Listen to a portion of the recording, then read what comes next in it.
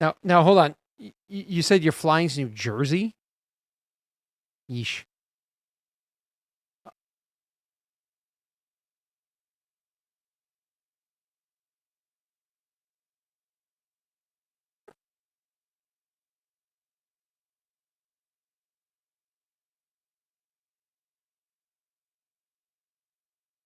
Oh, well, New Jersey is just absolutely wonderful. I don't think chat can hear you. I think you're muted to them. Did you say something? Yeah, you're gonna be muted to them. Real quick. Hold on. I gotta switch. My headphones are were being weird earlier at work. Give me 1 second.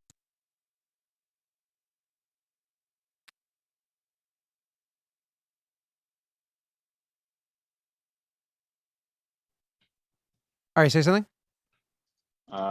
Words. Okay, Hello? cool. Now Ham it's at least sandwich. working. All right, good. Now it's working the way it's supposed to work. All right, and go back up to here. Oh, God. It's so loud. Ah! Let's fix it. Where is it? Oh, my God. Okay. That hurt me as much as it hurt you, so. All right, my camera's still not on for you guys. You didn't have to hear it. They did. Oh. Red light special. Brittany was playing with the lights. She was doing all different colors, going, these are lame. And I'm like, well, it's lame. Well, unless you do like solid colors, it's lame because there's only 4 lights. Like if there were 12 lights, it would come off way cooler. Because when you click like the preset things, that doesn't really matter. Short version is more lights equals more fun. Hi, everybody. Hello. So How art thou? Doing pretty good. Oh, that hurt my ears. All right, cool. So I think we are good until Jake gets here for the most part. So you said you wanted to have us go live, Tessel, so that Nick can complain about something? Is that what you said? No, I was saying maybe we could have like, what is like Naren dreaming about? His first night in this cavern, you know? Wait, hold on. You wanted to go live to listen to Naren's dreams? Well, just have like an RP moment of the dreams of the characters to get an insight into their headspace. God damn. You people are the worst. I don't even. I'm confused on where you're going with that. I don't know. Just like, what is like Naren dreaming about? What is it like to be in your headspace? How does he feel about the circumstance? So Okay. I just let's paint the scene here. And now, is this like Tessel being creepy while we're in the middle of this? No, cramped I'm not hallway, asking you and in you're just game. like slowly with your sparkly self and your flaming crown and your little half cape fluttering. I in the regret wind, this already.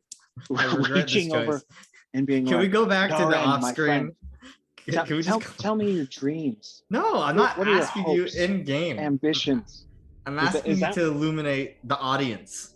We okay? already Illuminate. know what Tessel's dreaming about, God. and it's pretty Just apparent. go back to the other screen. Okay? It's pretty obvious. We know what Tesla's dreaming about, and that's okay. We support his decisions. So, all right, cool. So, yeah, let's if we're not talking, okay, what do we? Hold on. What? No, I suggested a cool moment to get to the inside of a character, but you know, that's fine. Doesn't have to exist. Okay, why Not don't you important. set that? Why don't you set the tone for us? Why don't you No, tell us? I what- refuse. I refuse. It was your idea. I disengage from it. All right. It's I your walk away. idea. You ruined chose it. this. Okay. You were like, how can I make life better? And this is the choice that you made. It was ruined. So no, I mean, flushed to be down fair, the toilet. It flushed right down the toilet. so okay. since no, you made this bed. We want to watch you sleep in it. So so what does Tessel dream about when he goes to bed at night? No, in this circumstance, all right, Tessel's probably wrought with nightmares of the ghost, Aw. of running back of the conversation, of like flashbacks to like, or like thoughts of like the other creature that he fought. And it's probably a really terrible sleep for him because this whole situation is unsettling. And he's waking up in not a great circumstance. Worried about whatever the fuck we're gonna find down here. What was so scary that this empire sealed it down by a ghost priest, to stop it from coming to the surface, right? Yep. I mean, so it's kind of pessimistic is the attitude coming into the next corner. Who knows? Who even knows what was locked down there? I don't know. Do you know? I don't know. Hopefully we won't need to find out. Well, hold on. You say hopefully you won't need to find out, yet you legit went down there specifically looking for it. I just hope it's dead or something, okay? It's gone. Because that means we don't have to deal with it. Hey, listen, Tesla, it's okay. I know your friends are rallying around as we're going into the closet that you went into and a part of you died, and we're helping you explore that closet. Wrong closet. To help bring you out, so eventually you can come out in your sparkly magnificence, born in glory, and you can be all of your true self. I mean, actually, that's not actually accurate. He's already expressed. Potentially, but he's already expressed interest in an individual, so that's not even accurate. Really? Sorry. I mean, again, I'm not gonna sit here and question exactly where it goes, but yeah. Well, I don't know. He comes off pretty sparkly to me. I glow. There's a difference. I think sparkly magnificence is a legitimate explanation or description, I should say. Of I'm sorry. To me, you're just you're basically just a Twilight vampire. Blame Scott, all right? This is half. Hey! Whoa! We don't need to be that mean to him. Jesus. Going to Twilight? Woof. Hey, Scott made me a Twilight vampire, okay? That had a great fan base, okay? That's nothing to be ashamed of. A great fan base. It has a large fan base. Very large. A lot of them. A lot. And we love you just the way you are, Tess. Don't change ever.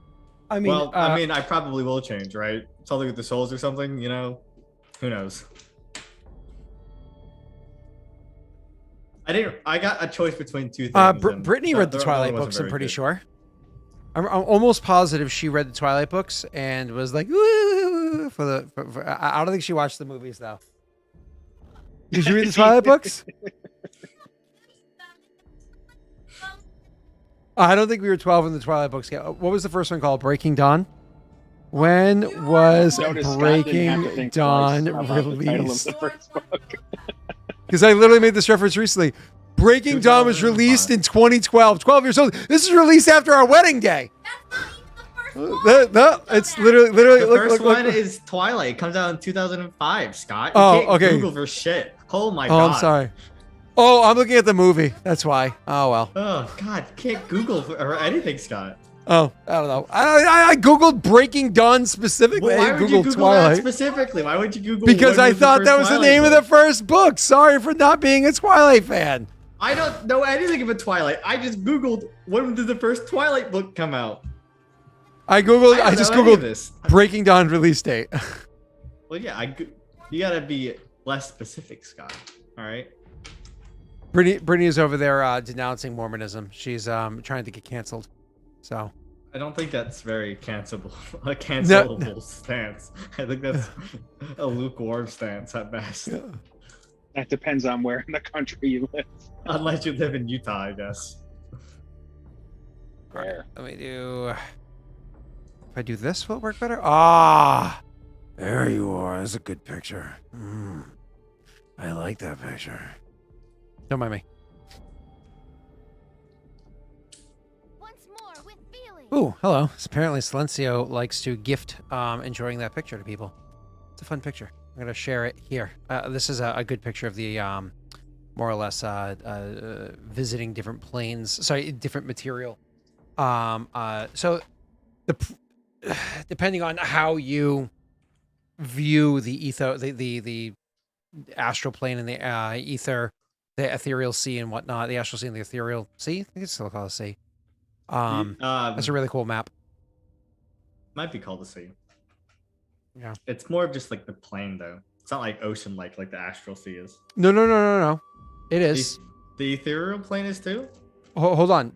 I'll tell you why why it is, because when you are using the deep ethereal plane to travel between unless I'm mistaken, the phlogiston is inside the ethereal plane, not the astral plane. And it's the phlogiston that you use to travel between, say, like Toril, Forgotten Realms, right? Or like, say, Eberron, right? Like that's the way that you would use. And actually, it's funny because like that's how gods will leave one prime material plane and go to another one, right? So like, if you've ever heard the phrase or heard of the overgod Ao, or any other overgod, overgods are like more or less the god. Like there are the different gods that people worship, but it's like the god of one crystal sphere. That crystal sphere is more or less, think of a crystal sphere as being like a solar system, right? And then you use the phlogiston to travel between one solar system and another one, for argument's sake. That's the easiest way to think of it. So between one crystal sphere and another one. But like, let's say you are, Poll. I put a poll. Oh, okay. Just Hype so train? chat knows. Oh, cool. Thanks. Not Jake. Not Jake. He's not here, so we have to. I'm just kidding. Love Jake. I'm just kidding. Love Jake. I just voted for him. All right. So to finish explaining, so let's say you are I don't know, a god. Let's say Tesla's a god, and Tesla's a god here on Aurorum. If he left the crystal sphere that Aurorum is in, and went to the crystal sphere where Eberron was, he would have no divine power. He might still be an extremely powerful being, and I don't remember the exact rules, maybe even immortal for things like aging and whatnot, but he would not be a god anymore, unless, of course, the overgod there, gave him the immortality. So, anyways, so that's just I don't know how much of that you actually listened to. I listened to all of it. It just sounds like an unnecessary, complicated mess, you know. But I mean, I disagree. I think it's cool. I've just always thought the ethereal plane you could like walk on, which you can't walk on the astral plane. So, but I guess it might be like there might be a C-section of the ethereal, or it might be, I guess, what the border ethereal is different than the deep ethereal. So that's kind of the difference. Well, so the border ethereal is the ethereal plane that you always knew of, right? The deep ethereal plane is like where you have to go to find other planes of existence. So let's say, for instance, you have the ability, Tessel, to travel through the plane of shadow, correct? Well, if you go deep into the shadow plane, you can find yourself into the ethereal plane. And then you can travel through the ethereal plane to get to other planes of existence. You can get to fire, earth, whatever, through the deep ethereal. However, it is not safe. It is a very, very, very dangerous trek. So, Nick has been in astral campaigns before, but I don't think Nick has ever been in an ethereal campaign. Have you, Nick? No, I don't think so. Nick, have you ever been in a campaign where you went from one crystal sphere to another? Where you actually crossed? Yeah, okay. So I did twice ever. One where I was sometimes a DM, but sometimes not. Hard to explain. And one where I was the DM. Technically, Mike was the DM for the first like 2 or 3 sessions, and I took over because he wasn't doing good. So the one where I was sometimes DM, sometimes it wasn't. It was when we were teenagers, and you remember my dad used to DM campaigns for us. So we were playing in Faerun, and the new Eberron books came out. My dad was like, I want to play with the new Eberron books now. So one point in time when we were sleeping, we just like have these, when we woke up again, we remember being captured somehow. No saves, no anything, no checks, no anything. He just narrated we were captured and dragged off in bags somewhere, and then all of a sudden we woke up like entombed, unable to move, and we had to like eventually break free from more or less being inside of like a clay entombment. Like we were more or less like statues of ourselves, like clay statues of ourselves, and we like dropped off of the pedestals of where we were, and then we were in Eberron. We never got an explanation as to how or why or what have you that made that work. That was just Dad being like, ooh, shiny new toy. So, and we just didn't ask questions. So, but cool, anyways, I guess. I mean, honestly, it was weird as fuck. And I still never got an explanation as to how or why. And if I tried to ask him, he wouldn't even remember the campaign. So, yeah, sometimes it'd be like that, you know. Oh well. Anyways, we're just waiting for Jake the Snake. Nick, do you want to talk about what your character is dreaming about? Since Tesla was kind enough to share with us the deep and very penetrable thoughts of his character. I didn't run away in fear. Okay, that's all I gotta say. Either that, or Jake's not here. We cancel the session. I just go record some Patreon videos that I haven't done yet. We can do that instead. Just kidding. You wouldn't record Patreon videos. Oh no, I definitely have to do that. Like that's not even that's not even a joke. Need to happen. Ooh, hi Steve. Oh, Steve. By the by, Stevie, Steve, and Steve.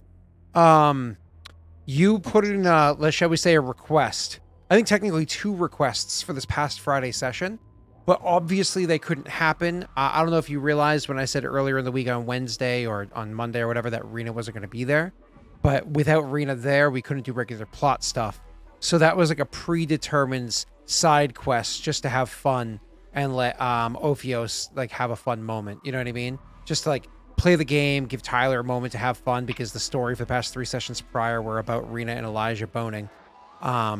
So it just it was meant to be. So your requests are known. And I'm not 2 months behind, Snaga. That is factually false. I'm 1 month behind. And I'm in a second month. Not behind if a minute. True. Thank Not you. Wrong.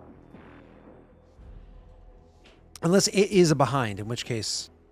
Anyways. All right, Nick, what is Naren dreaming about? Naren dreaming about. Or even thinking about before he goes to his bed, when he wakes up, what have you? What dwells on his mind? Dwells on his mind. Whether really to side with Ultima or the Red Mongrel. Ooh. You know what's funny is those two are not opposing. Yeah. Those two are not opposing. Still, I mean, that doesn't necessarily mean you want to have too many, what's the word I'm looking for here? Alliances out there, but they're not opposing. So I'm sorry. Keep going. Well, I mean, Ultima wants to steamroll through the North for her own purposes. And the Red Mongrel wants to steamroll through the North. While they're not direct enemies, I don't see they, to my knowledge or Naren's knowledge, they're not allies. So what happens when 2 people want the same thing? They make love. Oh, sorry. I mean, Did I do that wrong? Heads up.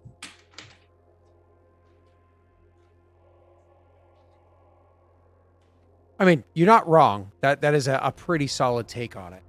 I will absolutely give you that. Anything else? Anybody else? I mean, anything else kind of going through his mind while we're trying to entertain ourselves, waiting for Jake to show? I mean, I can go over stuff in game if there's anything that your characters want to do in game. I don't have to, I'm literally really. just. I mean, for Naren, it's mostly just establishing his line, still pissed off that he lost Eric. Still pissed off that Tansri lost his arm. Naren doesn't really let go of those things. He's hesitant to bring Zara into battle because she's a child. And now he's on some fool's errand underneath mountains, and then somehow Tesla's little side quest is going to unleash demons, and strange arcane plagues on the world. So right now, there's probably a lot on his mind. It's funny. The thing was like, if you slay me, bad things will happen. And you're like, let's test that theory. Well, actually, I got feared and ran like a bitch. But that is true. That is true. That is absolutely true. Which would also be torturing Naren on the inside. Yeah, because that's not something he's accustomed to doing. Yeah, that makes sense. Definitely be a difficult one for him to try to like swallow that pill. Poor guy. Poor guy. Yeah. No, next kingdom roll. Yep, we'll do the roll for an heir. Oy Air vey. check. Speaking of heirs, how long has your brother's wife been pregnant? Who? What? Not you. You don't have a brother. Tessel. Oh, what?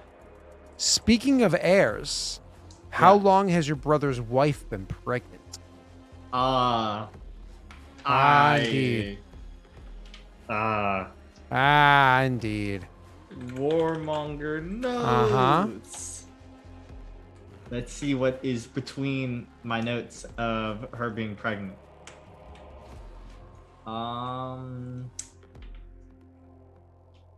Oh, somebody do a trump card that it's not Tesla's baby. It's not Tessel. It's not my Tessel's baby. brother's. Or Naito, sorry. That's unlikely. Hey Nick, your microphone sounds a little bit different than usual. It's not as clear as usual. It doesn't matter. I can understand you. I'm just pointing it out in case you happen to be on the wrong what have you. I can check, but it's probably because I have an AC right behind me. Oh, it could be, absolutely. If there's an AC going, it'll definitely disrupt the usual sound. So, again, doesn't affect me. I'm just saying it because, in case you wanted to know. Yeah, it hasn't been that long. It was after we came back from the north. Is when you introduced Bea. Because that's the first time I've ever written my notes. In fact, it's I think it's the month after. So January. Not January. Is it December we came back? Or was it January? Wait, what? I honestly don't recall. January. Yeah, because it was in December of that. Yeah. So I think January is when I got when I checked the crown out, when Bea was found out to be his wife. So she's been pregnant since January. So it's been 6 months almost, or 7. We're in August. Yeah, now? 7 months, but she was probably pregnant a month before that, right? Because think about it, you didn't have P tests. Like, oh, I skipped the I guess P test. Well, it depends. Do they get married before or after her being pregnant? Wasn't she pregnant, and that's one of the reasons why they got married or something like that? Didn't he find out she was pregnant and he asked for her hand? That may be it. I don't remember. It felt like that doesn't feel very Naito, but yeah, maybe. He's a very lawful person. Yeah, but that does. But you're assuming that in that society, you would have marriage before childbearing, right?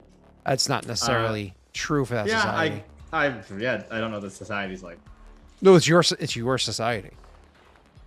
So it depends on how fundamentalist, I suppose, you want your fantasy world to be. They're probably not very fundamentalist at all. No. Celsius, please tell me when you go to sleep at night. How fundamental do you? We take all the fundamentals and we kind of like blend them up. Oh yeah, just kind of like. I can get Brittany back. She can talk about the Mormons. But it's so funny too because I watched stand up from Provo, wherever it is in Utah. Wait, that's gonna be like what, 8 months then? So it's coming close.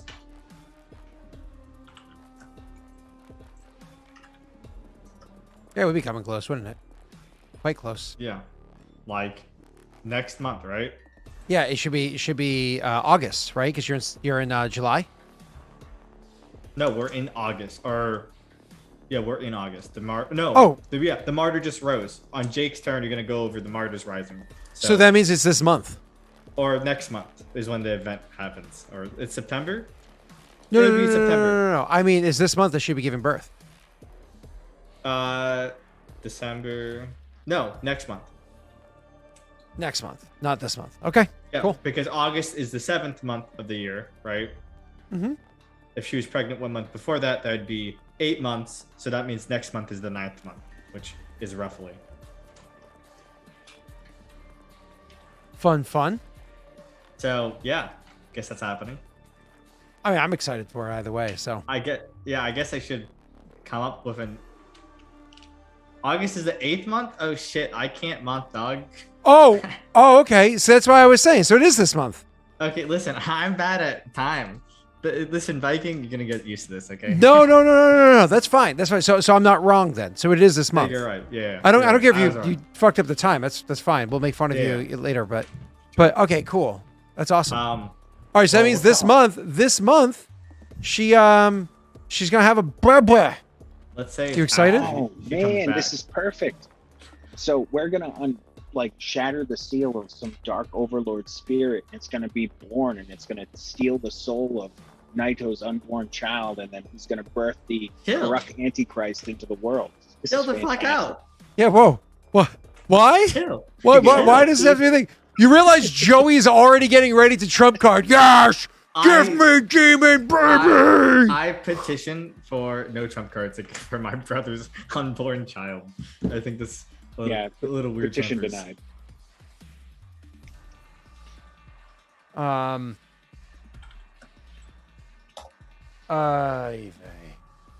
on. I expect some petitioning.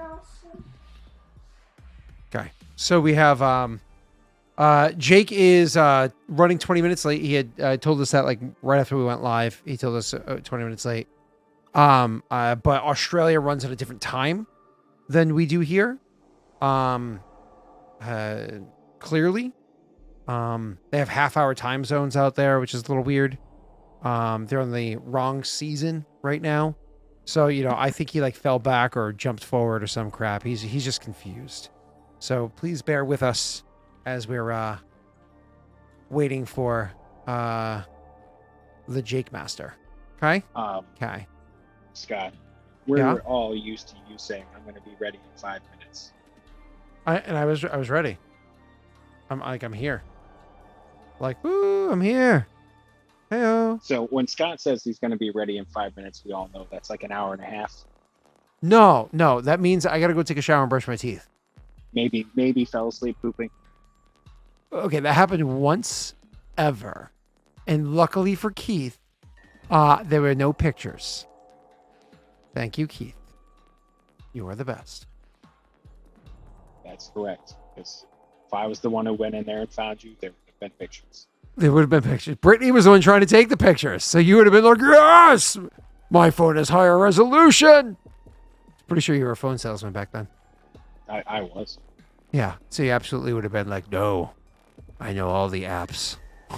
We need a panoramic shot.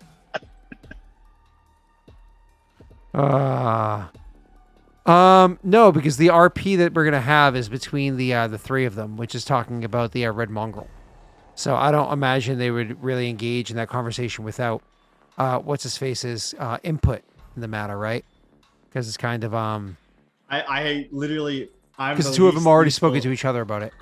I'm the least useful in the conversation because I didn't even meet the red mongrel. Yeah, more or less. So, unfortunately, I'm figuring out the name of Naito's child. But at least we're here and we're not just in the away screen. So you get to at least listen to our beautiful voices. Oh, I could have been on the away screen. Could have just been sitting here picking my nose, but no. Turn us back to it, right? You have the power, Scott. I got the power. I would have fallen asleep by now. That's true. It's back. It would have. Boom, boom, boom. Boom, boom, boom. Boom, boom, boom, boom, boom.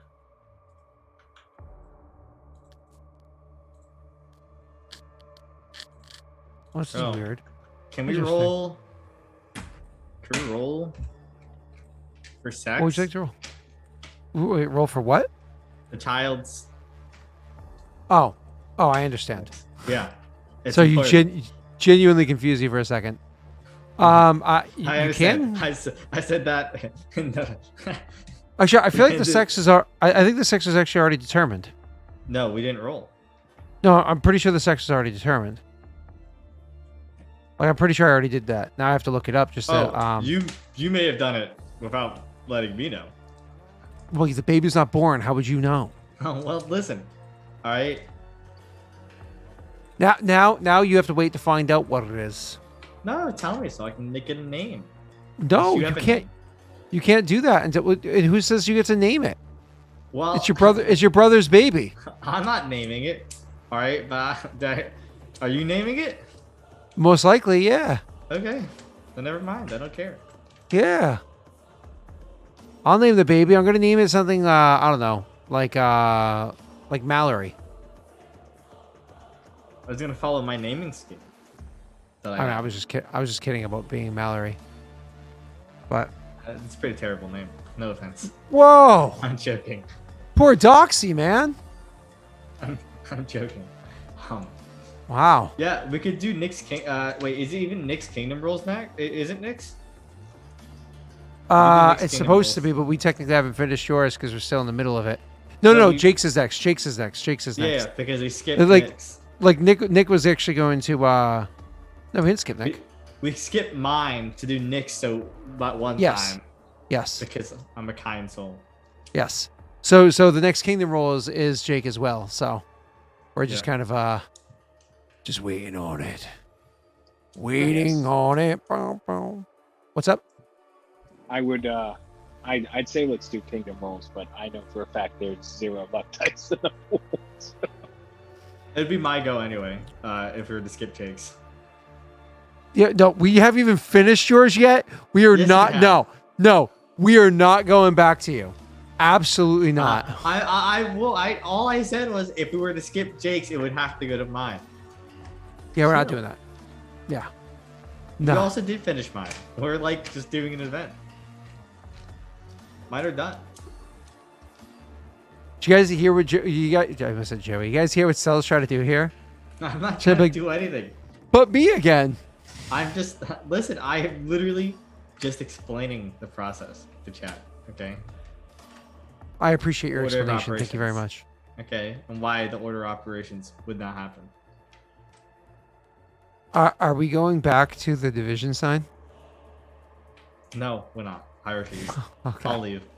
No, it's fine. We don't have to go there. I just you brought up the order of operations, so I thought you wanted to talk about mathematics and superior. Shut up. Order of operations is not the only context of that word. God, why are you like this? Because I'm trying to entertain myself right now. That's all.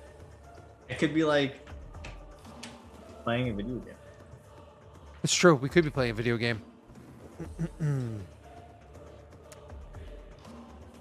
Yeah. I'll give it like another 10 minutes and then maybe we just let Nick go to bed and we do it next week and I do something else entirely for chat. Because there's like world building stuff I can absolutely work on. You know what I mean? And there's videos I can record after I finish a world building stream. So we'll say is if we don't hear from him in 10 minutes, not a big deal. No pressure on the guy. He has kids and he has a lot of responsibilities. We just will ends the attempt at a session, and I'll do some world building stuff, and Nick can go sleepy. Nick, are you watching without spoilers being said? Because I don't want to piss anybody off. Have you started watching Obi-Wan yet, or no? I finally got a chance to watch the first episode. Did you watch Rebels or no? Yes, but not like if you ask me if I could remember Rebels.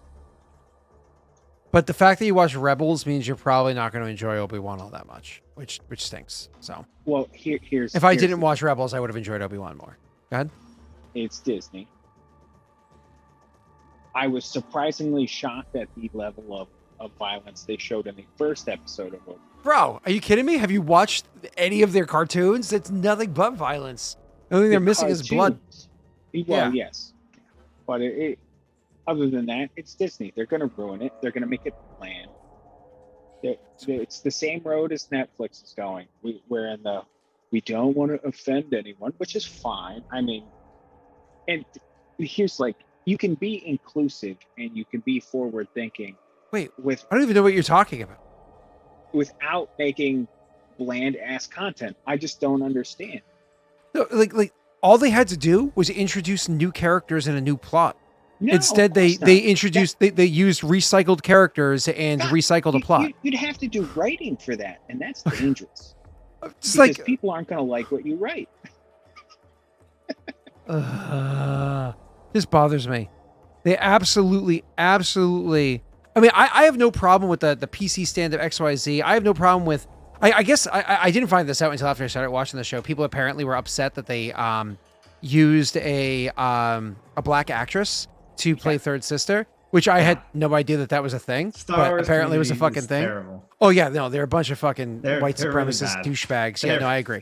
But there's a meme that's. But really that shit aside, like you should like when the way that they did what's it, Fifth Brother or whatever his name is, like that was who they casted for him, like fits perfectly the role from the show. Like, but third sister, it's like, okay, cool. They went a different direction with the character. Oh no, who cares? Right? The issue is not that. That's stuff that I don't even think that's PC. I just think that's you saw an actress that was great for the role and portrayed the kind of persona that you wanted, and you went with them. Cool. I mean, it's Disney. They probably also said check that box, but that's a different conversation. It was the shit storytelling. Absolute shit storytelling. So bad. Well, that's like you said, they checked all the boxes so they could check all the boxes, but then they didn't give you any fucking content. To be honest with you, it's like every major video game title I've seen in the last 5 years too. So I can't, and every movie, I'm just like the problem is what they could have done to make it interesting. So she's playing third sister, right? If they wanted to make her an interesting character, don't make her third sister. Make her seventh sister or ninth sister or fourth sister. Don't make her third sister. Because the problem with her being what? Jake is arriving soon. That is all. Okay.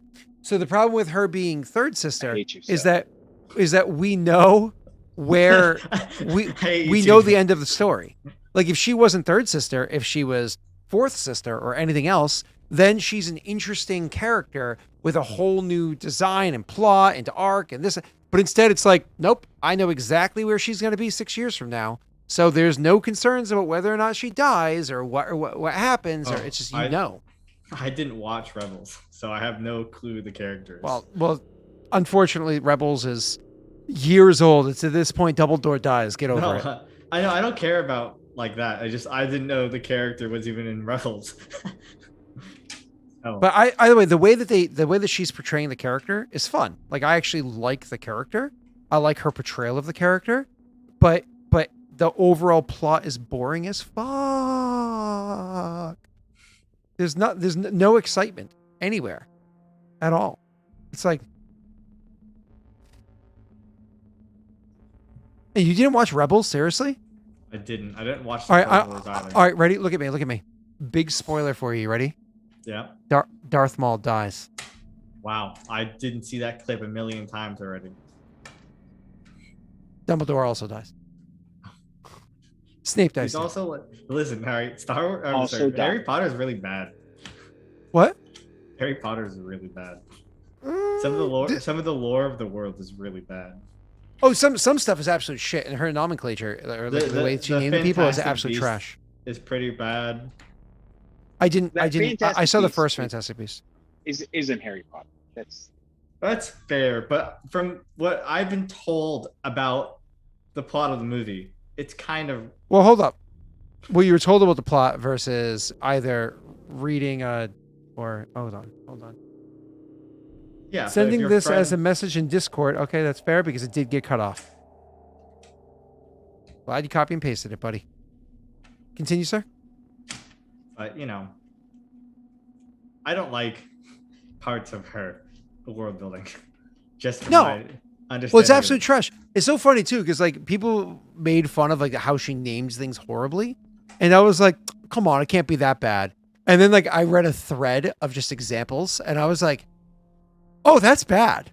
But it's just the naming. Maybe she's like me; she's really bad at naming. What did you say about the Goblin Uprising? Oh, that's it must be accidental parallels. That can't possibly. Okay, never mind. I don't want to read any more into this. It's really, really bad. the goblins are pretty bad. It's pretty kind of anti-Semitic, some would say.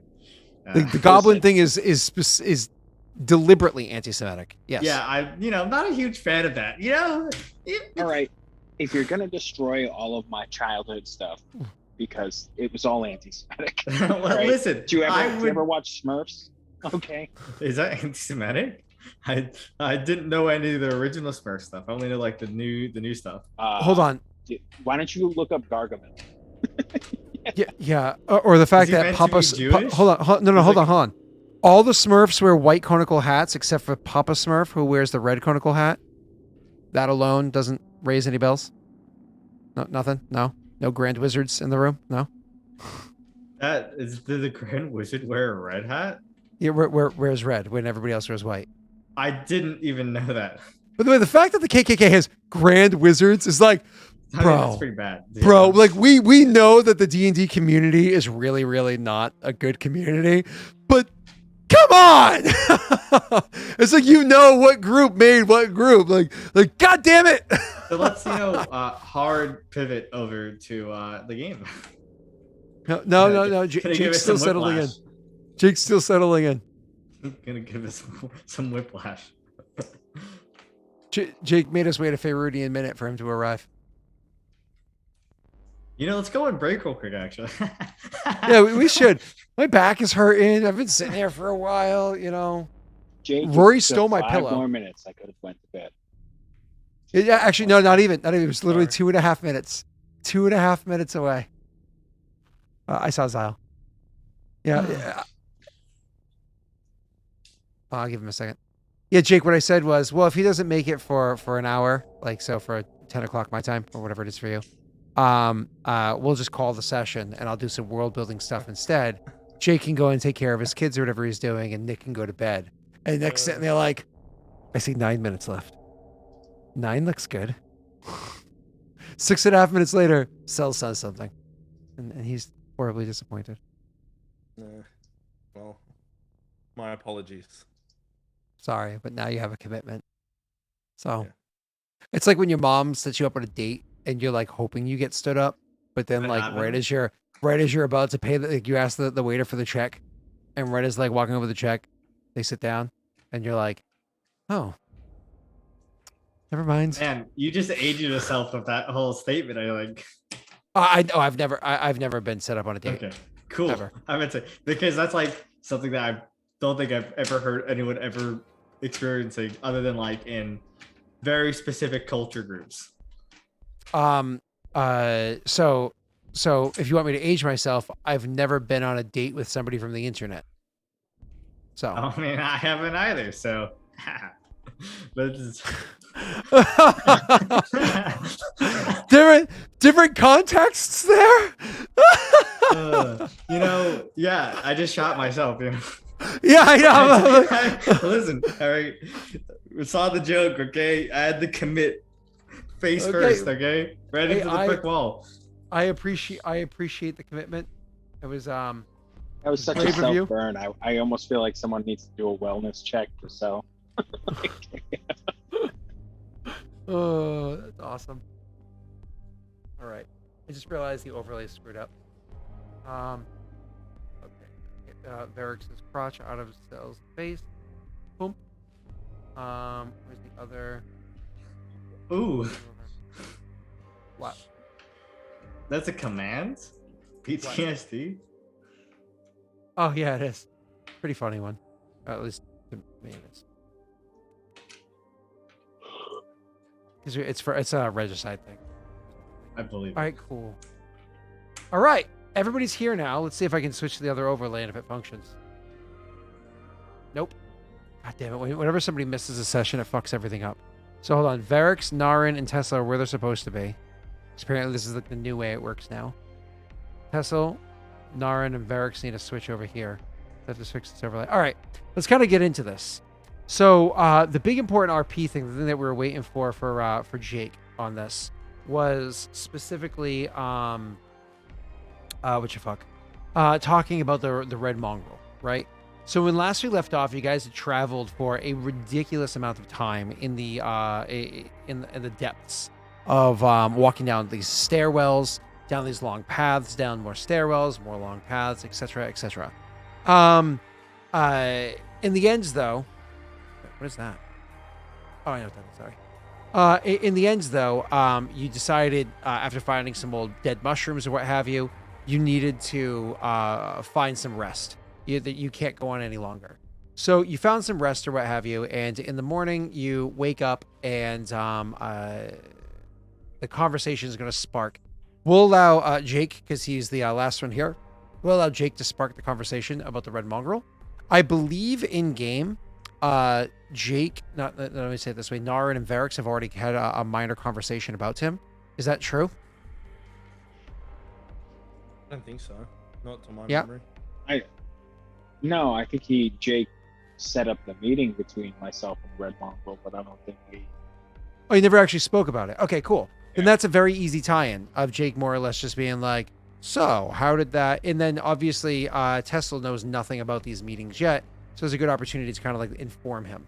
So I'll let again Jake kind of get this started for us. Naran, I heard you met with the Red Mongrel. I trust it went well. Indeed, yes. It was another meeting. He made some interesting proposals. Yes, he's a rather interesting person. Also made me some, although I probably say ours differ. I'll be blunt. He offered me near autonomy, as long as I only pushed to the west. Well, maybe it's not so much different as I thought. I am the same, but to the south, and he has said to once he becomes the ruler of Kijinxi, lofty ambitions, he will provide support for my taking land in the Barren Lands and keeping it. Same.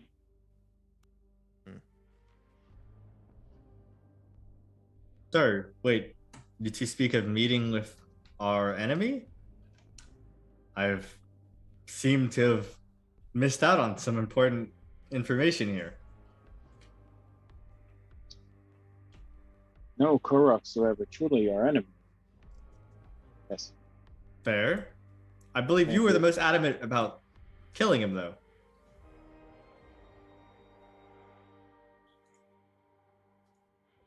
While I would gladly go to battle with the Red Mongol again on the open field, who is the last one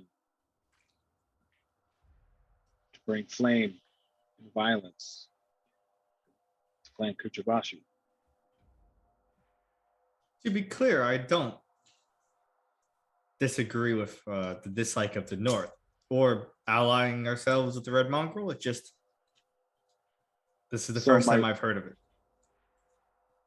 I guess my question is which snake do you want in your backyard? The one who brings his troops to your door, or the one who sends you barrels of poisoned wine?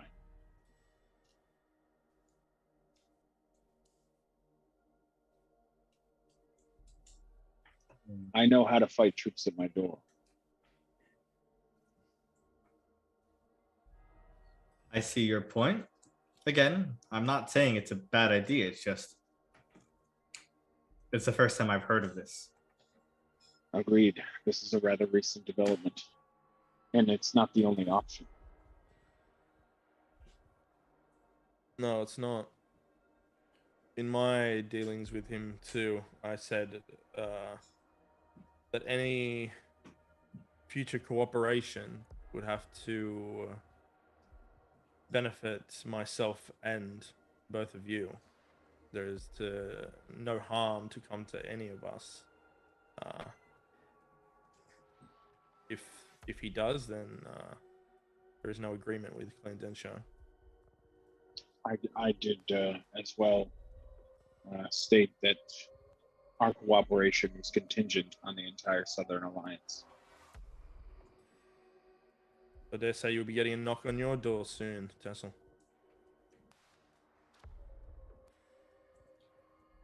I will, I guess, be expecting it then. Anything I should know of this meeting? I don't think he likes you very much. I don't think I get to say it. There's very few people in Kajinksi that like me very much.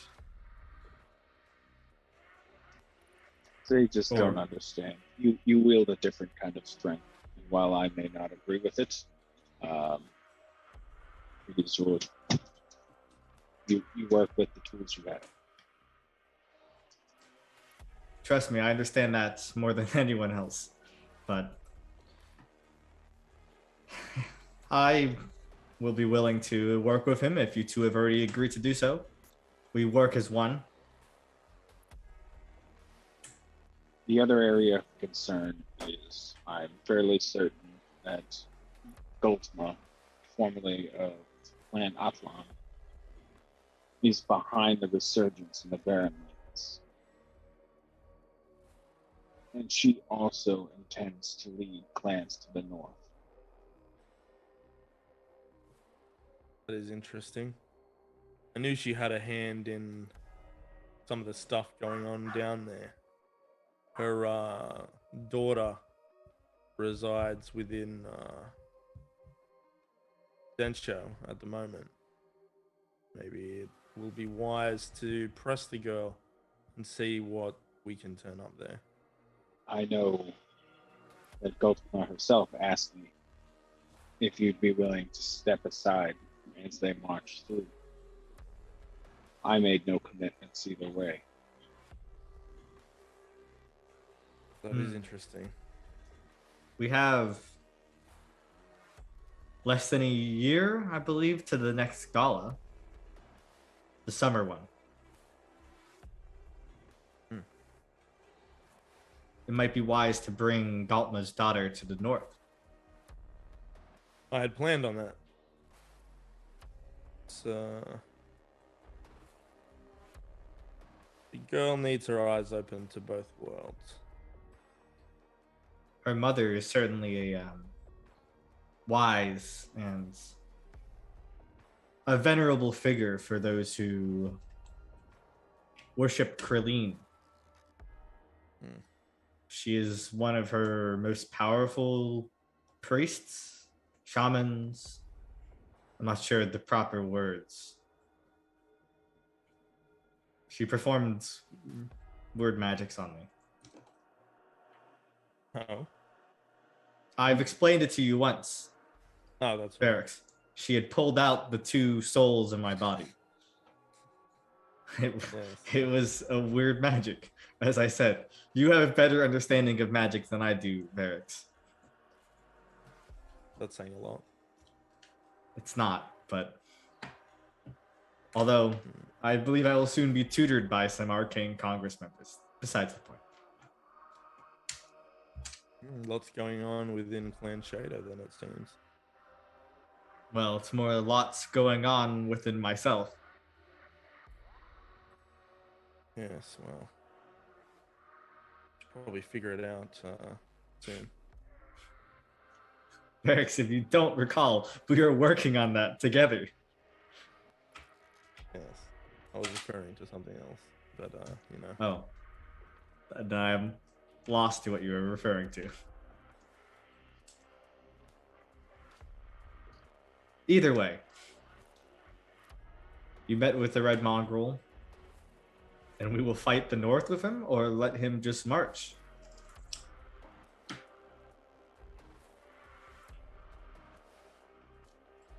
Question, isn't it? He asked for chaos and banners. I haven't seen the North move its full strength. I haven't seen the Red Mongrel move his full strength.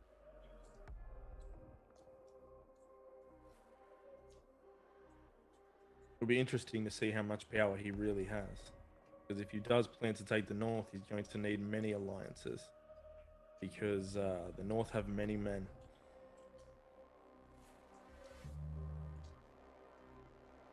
True.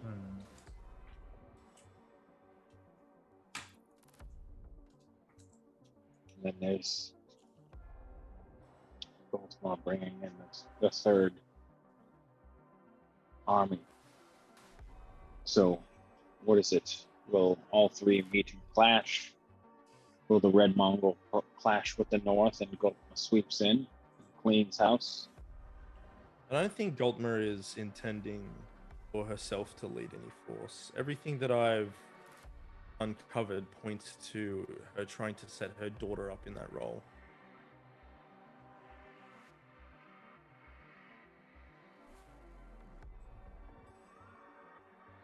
To be honest, I don't particularly care.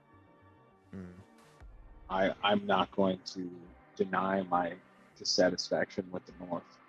They've become stagnant and a drain on the rest of Kajinxi as a whole. The Karuk are not growing. They're not getting stronger. They're getting fat. Let's be honest, the North may as well just retake the name the Dale lands. No, they're probably worse than Dalelands. They lack a lot of the refinement processes and traditions that allow the Dalish to still fight. I have an understanding of it from at least the lizard folk perspective, a little bit when I speak to Jorman.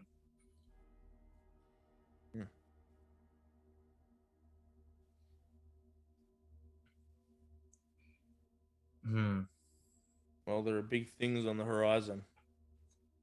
And we are Only going time will down. tell how they land. Shall we continue? We might have a long walk. Varys just nods. It's walking. We decided to go down, right? Yeah. So you guys never actually gave me that final decision of up, middle, or Oh. down. Yeah, I was like, all right, can you let me know so I can plan accordingly, or maybe I can get a map ready for you? And then I never found out, and so I was like, all right, fine. Well, that just means I'll have to not have a map ready for you. That's cool. You could have just reminded us in the chat to say something. Nah. I bet Scott forgot to. No. Nah. So, all right, are you ready? So you guys are oh, look at that. 2 people in chat. Sorry, two luck were thrown in chat and said specifically for Jake. But of course, everybody can use it. No, thank you. Except for Sal, because he uses that. the most, I think. No, I did the math. Just double checking one last thing. It was in here somewhere. Where are you? Here. Nope. Okay, yeah, that's right. All right, I'm good. So, you guys are make your way back into the room that has the hold on. You guys make your way back into the room that has the I'm still here. I just have a hard camera for a sec. Yeah, you're good, man. You just make your way into the room that has the mushrooms in it. The mushrooms that you had discovered had already died long ago and had crumbled out, dried out, what have you. When you guys go back in there the next morning after having like a proper night's rest, after having some time to relax or whatever, not properly relax, because let's be honest, it's friggin' you're deep underground. This is not a place where 2 of you feel comfortable at all, and where one of you you have a tolerance to it. But I said each day you guys have to make a check to see whether or not you become nauseous or feel uncomfortable at all. This is the 2nd day. So while you guys are down here, if you want to go ahead and make me why are you making a weird face? Because we rolled out last night. Oh, that's right. So it'd be after some time of traveling. That's right. Not immediately. My apologies. You are correct. Dazzled was the condition that you were starting off with, though. Not dazed. Dazzled. Dazed would be... Days is rough. Yeah, that's the rough stuff right there. All right, cool. All right. So moving on. You guys are making your way back into that room, and of course you're using caution. You're not foolish. You had explored it a little bit, but and walked around the edges and did your research of the doors or what have you. Up, middle, down, and phrasing you couldn't understand from a language you didn't know is what you're able to gather. You decide to make a decision to go to the door across the room directly from where you come in, and where the left-hand door there even, which is the one that says down. And so you're going to make your way over to that direction. As you walk across the dead fungus that's there, you can feel it crunching. Once again, it's almost like a thin pita bread that's been overbaked beneath your feet. It literally crunches as you go. It's audible, like walking on fresh snow. It's very audible. And in a place where you are, where there's no sound. There's no sound. There's no chirping birds. There's no whistling winds. There's no rustling of leaves or anything. It's unerringly inaudible down here. Like there's no sound. So there's like the pressure from that. You hear this crunching, and it's almost deafening that you hear. Nick almost fell off his ass. It's almost deafening that you hear.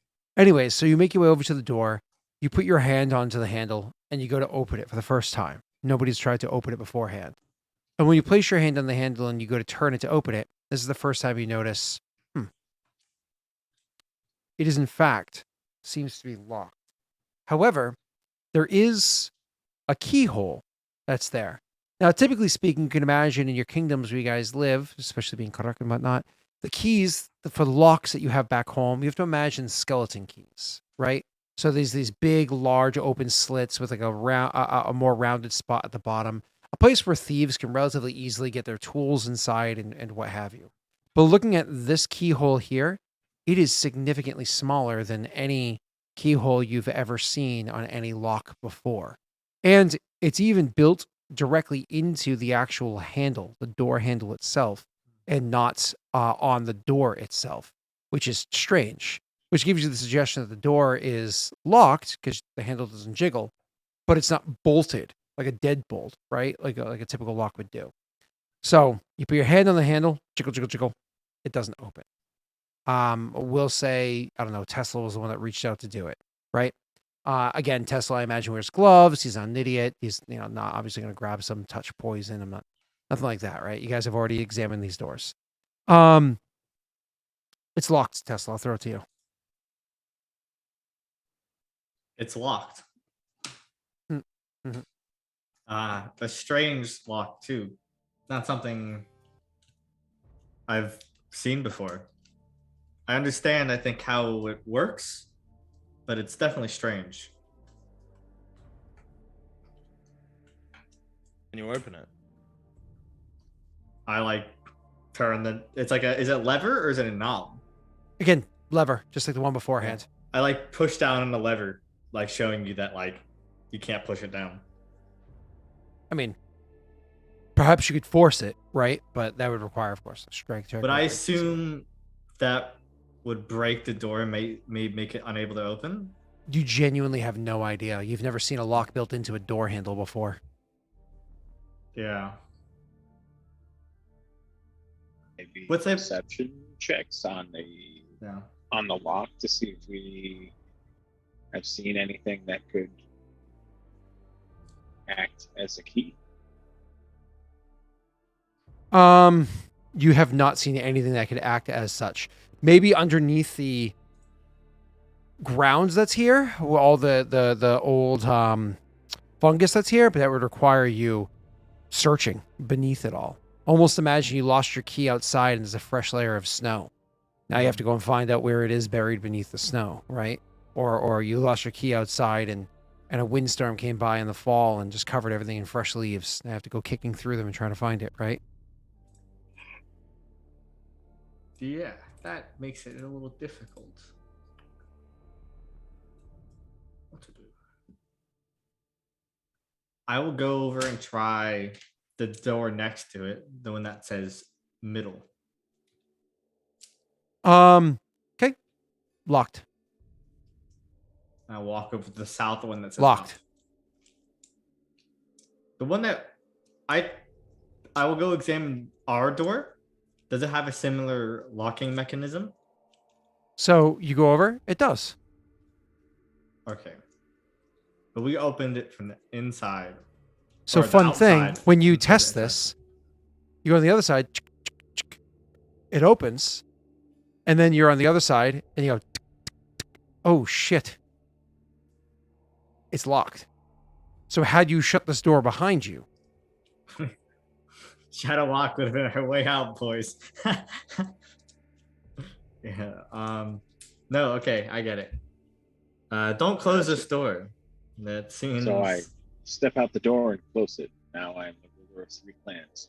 Well played.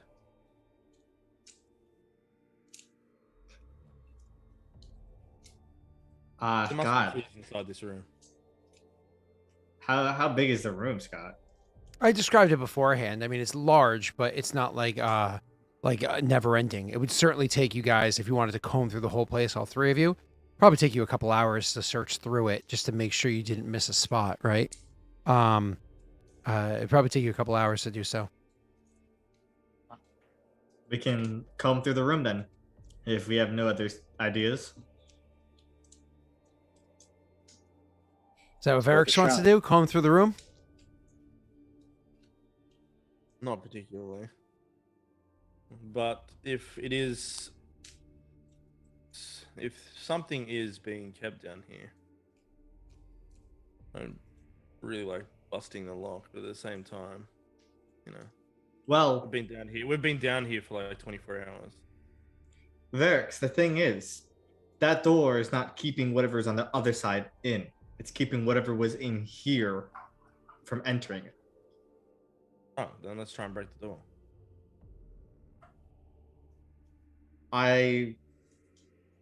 Give us an hour. Let us do a quick search of the room, see if we can find anything. Just give me an hour for a quick search. All right, well, let's get started. All right, because you guys aren't obviously not taking a 20 or a 10 or what have you with the size of the room and the what you're searching for and whatnot, you have to roll perception checks. That's fine. But want to give it at least a no. We're warlords. We can't pick locks. There's other people for that. Ooh, that's really good.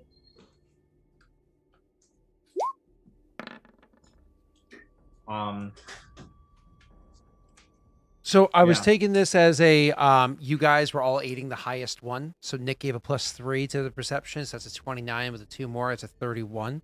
You guys spent a solid hour searching through this place and being pretty fucking thorough. Like at one point in time, I imagine you have like Varix has an axe, right? So Varix takes his axe.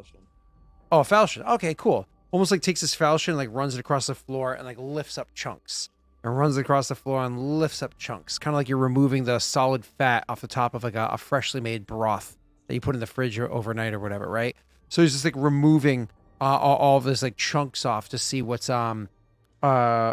beneath there. And searching through, you guys do find a couple of interesting details. But before I go any further, no key. Back to the details you find, however, you actually find a couple of loose coins inside here. The coins are brass, bronze, and copper. No silver or gold or anything like that. Brass, bronze, and copper, and they are have a strange mint to them. One like you've never seen before. Again, it's a symbol, but again, not anything that you can read or understand. You're not familiar with the mint. As for the shape of the coins, they look almost like hexagonal. So they are and they're very cleanly cut too. So sure, they're beat up, and so it's a little bit more rounded in the pointed area, not proper points, right? Rounded points, but it's a little bit more beat up in that area, and they show wear and tear, especially since we're talking about brass, bronze, and copper, which aren't exactly the hardest materials to begin with, anyways, right? So they show wear and tear, but you find this handful of coins on the ground down there, and no idea what it is. Beyond that, you also are able to find a couple of small stones down there too. Like these stones, however, when you pick them up and look at them, they're very, very, very rounded. They're very smoothly rounded. And there's like a small groove that's cut into them. Looking them over, they don't look like natural stones. They look like bullets, if you had to put a word to it. Like if somebody was to use a sling, these would be honed bullets for that sling.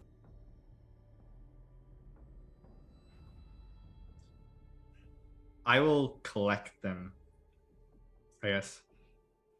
no other organic material would be there, if you will. You can know that mushroom, like funguses, can eat almost anything. So if there was even wood or anything else that was there, parchment, anything like that, anything organic would be absolutely consumed long ago. So, And none of these would work as a key or as like a un- substitute for like a key in size or anything. unfortunately, no. Nothing even runs off as a key. Okay. I can give these to my people to examine, but I don't believe they'll be much use to us now. Well, Verix, if you want to break a door, We can try. The door's made of stone. Absolutely, yes. But once again, kind of like depressed into the door is a slightly different in each one, but imagery of Mother Gerda. Mother Gerda. And the it's depressed in, and there's like a type of stone or whatever. It almost looks like an obsidian was like melted and inlaid into it, which is like impossible to do because obsidian is like, it's like a glass, right? So it's like a volcanic rock. But it looks like it was like inlaid into it. Either that or there's a whole obsidian chunk that was pushed into the door and then carved out into the symbol afterwards. So it gives these like really cool different imagery on the different doors. So it's depressed in. So you can imagine right at like the center part, because remember, Mother Gerda is usually depicted as being being pregnant, right? Being fertility or what have you. So the weakest part of the door, if you're trying to break the door itself, would be the center of her stomach, because it's usually depicted as being larger. So that clearly would be where the door is the thinnest to show like the third dimensional imagery. Yeah. But that's if you're trying to break the door. There's also the handle itself, which is made out of some type of steel. You could break the handle if you wanted to. And to be clear, all the depictions of Gerda look the same. They're slightly different to one another. Okay, but I can identify one as dust. Do I identify any of the other ones as her normal imagery? Not that you've seen as of now.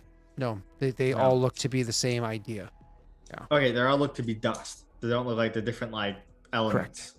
Correct. Okay.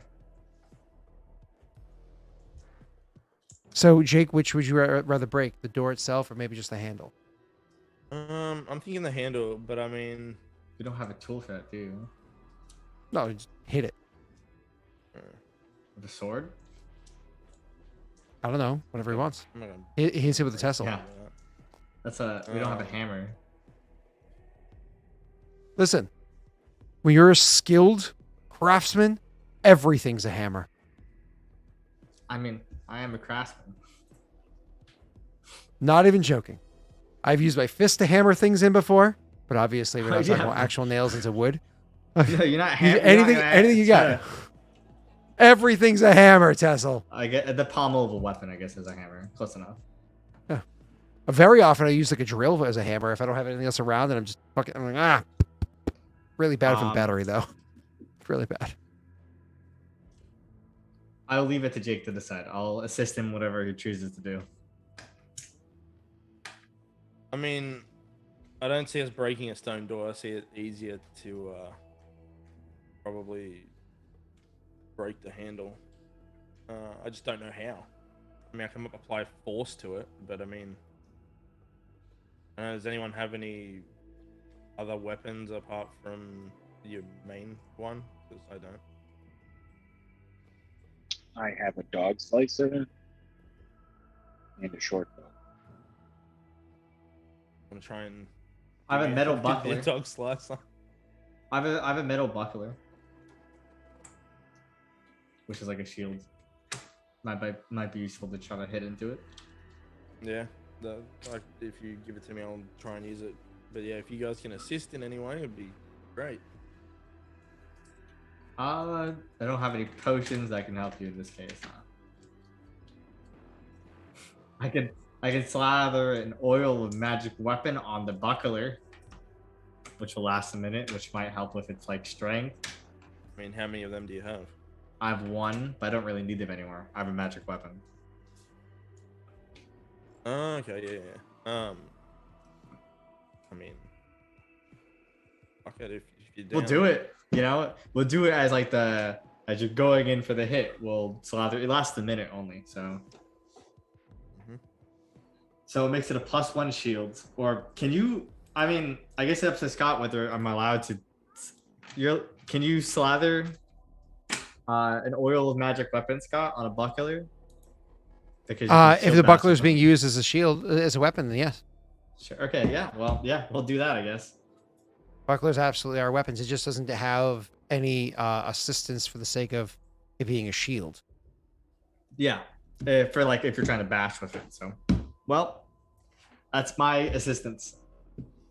Who has the buckler? Is it Tesla's a wooden buckler or a steel buckler? No, it's a steel buckler. Oh, okay. So you can just do like a chop. It's masterwork too. So yep. Cool. Quality. All right, Jake, you can absolutely grab the buckler. He smears like an oil on it that exudes magic and gives it like a coating of additional strength or what have you.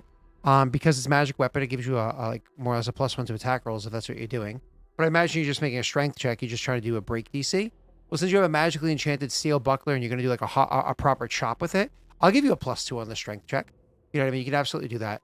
I also imagine Varric's the first time we try to like 2 hands try to break it down. If that doesn't work and you want to do a whole running 10-foot start, jump and smash on it, you can get another +2. But the first time, I don't imagine he would go all out like that, you know? So Varric's doesn't strike me as the run across the room to break something kind of person usually, unless it's shouldering in. Yeah. So +2 for being like a masterwork tool, if you will, from it being magical. And make me a strength check. All right. Oh, you can rage too, can't you? Yeah. I was gonna say getting frustrated straight away because we don't. Look, I don't want to be stuffing around, trying to do this for long. So he gets angry, and can we just like add the +2 post so I don't have to create a yeah, of course. And do you have door breaker or something like that? Why do I think like your character had like a door breaker ability? Am I confusing with somebody else? Okay, that's fine. So go ahead and roll it, and we'll just do the +2 post.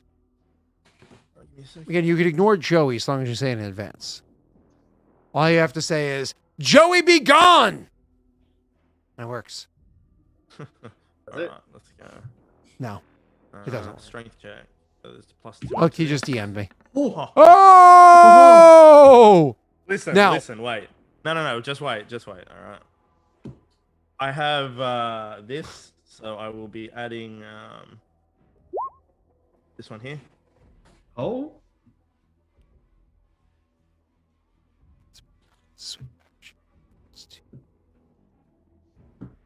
1d6. Ooh-wee. That's a cool ability. 30. 32. See, and it costs 2 rounds of rage to do. That's sexy as fuck. All right, absolutely. You just go chop, and you like put the buckler on your wrist, and you just karate chop down with it, and with your fucking 32, you absolutely smash through that handle. It just falls clean off. Dink, dink, dink, dink. And when you're like, of course you're like, and you look at the piece of the other side, you can see that in the area that broke off and the metal just gave way. It was too much strength, too much tension, whatever. The metal snapped. When you look at it on the inside, there's all sorts of like gears and whatnot that's inside there. So Varric's kind of going over and just like poking at it with his finger. You actually see that the handle on the other side, dink, dink, dink, falls off as well, leaving behind just some weird looking hole drilled through the stone and a strange looking metal like post. So there's like a hole there. There's like a strange metal post sticking through in the direction that goes to like where the door jamb is. It doesn't take, again, calming down. I don't know who idea would be, whether it be Tesla or Varric's, because he's the one that's standing there. You can kind of grab that post, and I imagine he pulls it with like a measure of strength, and just kind of rips through the post, grabbing the door handle and jiggling it a couple of times. It doesn't open immediately. Again, it's heavy as fuck. But jiggling it a few times, which is difficult to do because of the weight of the door. And eventually, whatever's inside there, still holding the door shut, it falls free. It like falls loose. And you're able to pull the door open. It's open. The whole thing took him maybe like 15 seconds or so. I I collect the door handle parts and I actually like store them in my bag.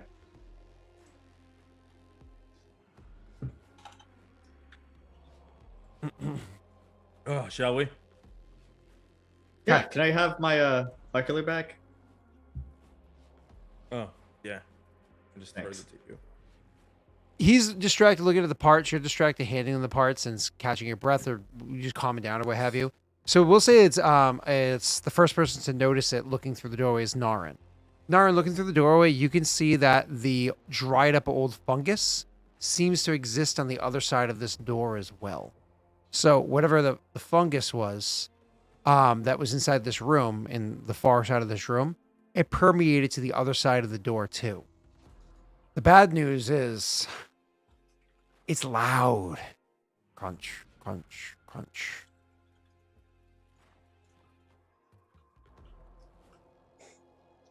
Does the fungus look like it's thicker as we're moving towards or further down the hall? I mean, right now, from where you're standing and looking, no, not at all. It looks exactly the same. Once again, your audio is almost like cutting you out with how quiet it is. You're fine. I'm just giving you a heads up. So anyways, it is still just as thin, just as dried up, just as dead as it was here. Maybe that'll change when you're deeper in, but not here.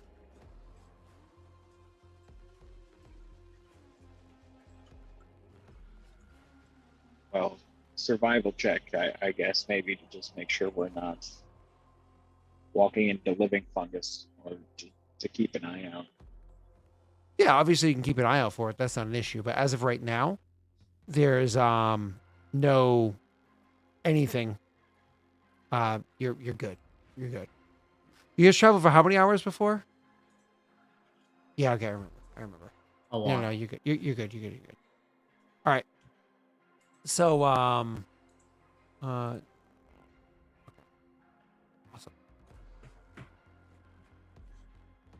right. So you guys are making your way, I imagine. Unless you say anything to one another before you continue. Oh, just keep on heading down. Okay. We're on a mission. So you guys make your way down there and start walking. It is so loud. But at this point, you're used to the crunching from searching through that room and walking through it and what have you. And certainly after the first hour of your walking, it's driving you up a goddamn wall. Crunch, crunch, crunch. Except it's not just one person walking, right? Like, it's constant crunching from 6 feet, constantly crunching on the ground. Have to take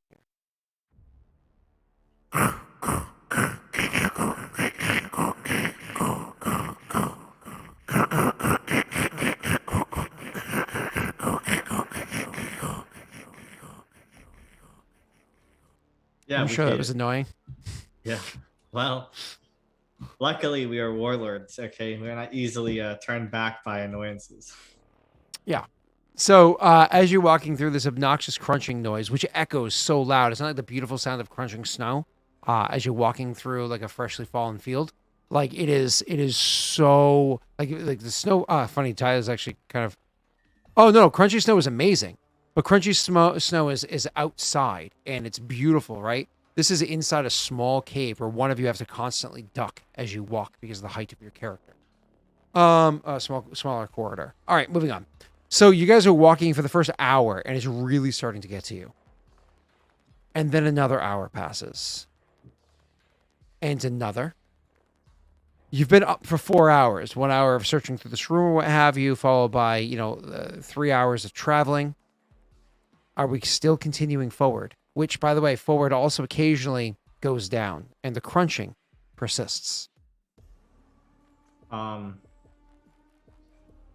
say we'd go till like we need to go sleep again, right? And then if at that point we find nothing, we probably return.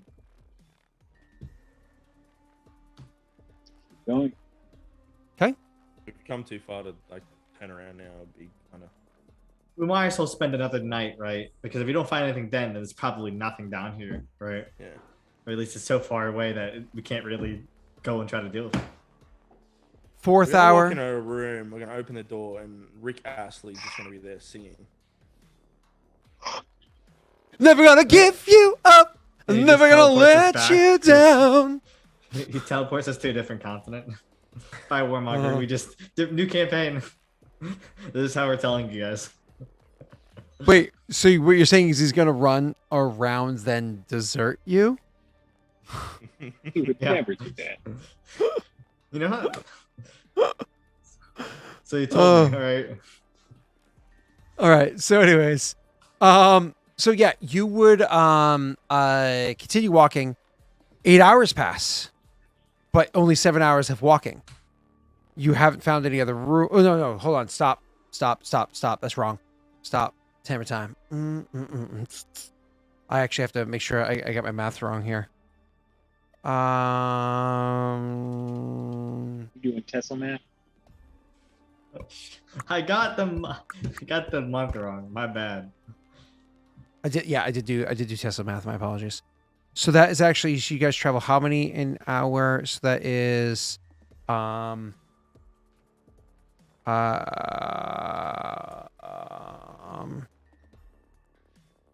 okay, so actually, you travel for about 5.5, 6 hours of walking. Again, your characters don't know this. You don't have internal clocks. You don't have timers. You don't have watches. You don't have the sun. You don't have the smell of the air. You don't have the morning birds going to the evening bird. Like, you don't have any of that thing. But just for in the metaverse, you travel for 5.5 hours. You've been awake for like 6.5 hours at this point, and finally, or whatever, finally you come to, and this is traveling east constantly, traveling down constantly.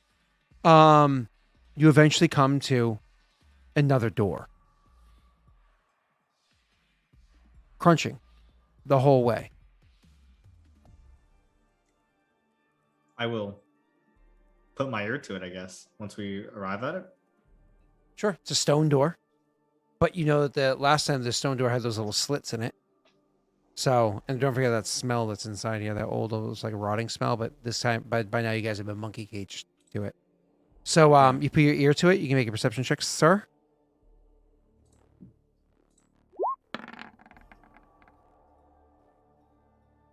You don't hear anything.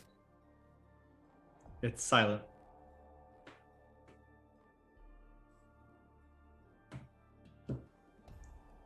Well, is it open? I open it. You push it in. It opens up. What do we see? It's a room, same dimensions as the one prior. Same idea, same mold or whatever it was, same fungus on the ground as it was before. A quick glance as you open the door and looking in, that's what you see. I will go to the spot that we saw the ruins at, that describe like that said that Varric's read, to see like the same symbols. Mm-hmm. Sure. So you're talking about like more or less you turn to look at the other side of the door that you're just walking in. Yeah. So you walk in, you loop around, you look at it, and you can see there are runes there. But again, you can't read what they are. You don't know what it says. Okay. Varric's? I read the last ones as best I could, right? Are they the Yes. same? Looking over, it does. It looks like it's saying something else. No, wait. It's saying something else, but one of these runes, or one of these words or phrases, you don't know. It's multiple images, right? They look very similar to what was on the door that you originally walked in. So if you imagine the corridor that the room that you were in this morning when you woke or whatever, the western door is the one that you originally came through. There were symbols on it. You're pretty sure those same exact symbols are some of the symbols on this door. Okay. But the other It is ones, different. you're not sure what it says. But the rest of the symbols are different. It's different. Some are the same, but many I don't recognize. Test the doors, see if any are open. So looking throughout the room, as you guys are immediately walking across and checking throughout the room. A couple of things, just looking there. There's not the same number, it's not aligned the same way as it did before. Give me half a tick here. I want to make sure I do the right thing. At this point, you have one door across from where you are, and a second door heading south. No doors. So one directly across heading east, and one to your right that heads south. No 2 doors. So it's 3 doors total in the room, not 4 like last time. Yeah. And nothing heads north again. Assuming your orientation didn't get screwed up somewhere along the way, you're pretty sure the walls are perfectly straight the whole way. But you guys go to walk up and check out those doors. Who checks out the door to the right? Suppose I do. What was that? Said I suppose I do. Okay. And Tesla, do you check out the door to the east? Sure. Yeah. Sure. Tesla was already, I imagine while he's checking out the thing, he's like, check out the other doors. And I imagine Varric drags ass for a couple of seconds while he finishes looking over the symbols, just seeing if anything stands out for him, but it doesn't. Tesla crunches his ass across the room and eventually gets over there and checks, and same exact scenario as before. Varric then walks away as Naren comes walking into the middle of the room and walks over to the area where he was. Make me a perception check, please, Varric.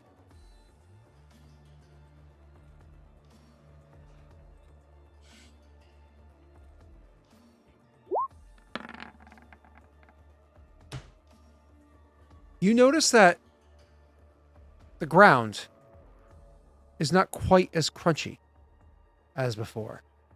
There's still a crunch to it, but it's one of those things you take like 4 or 5 steps into it and you kind of like stop and you look back, and instead of stepping on freshly fallen snow, which leaves a perfect depression of your foot, or like pita, right?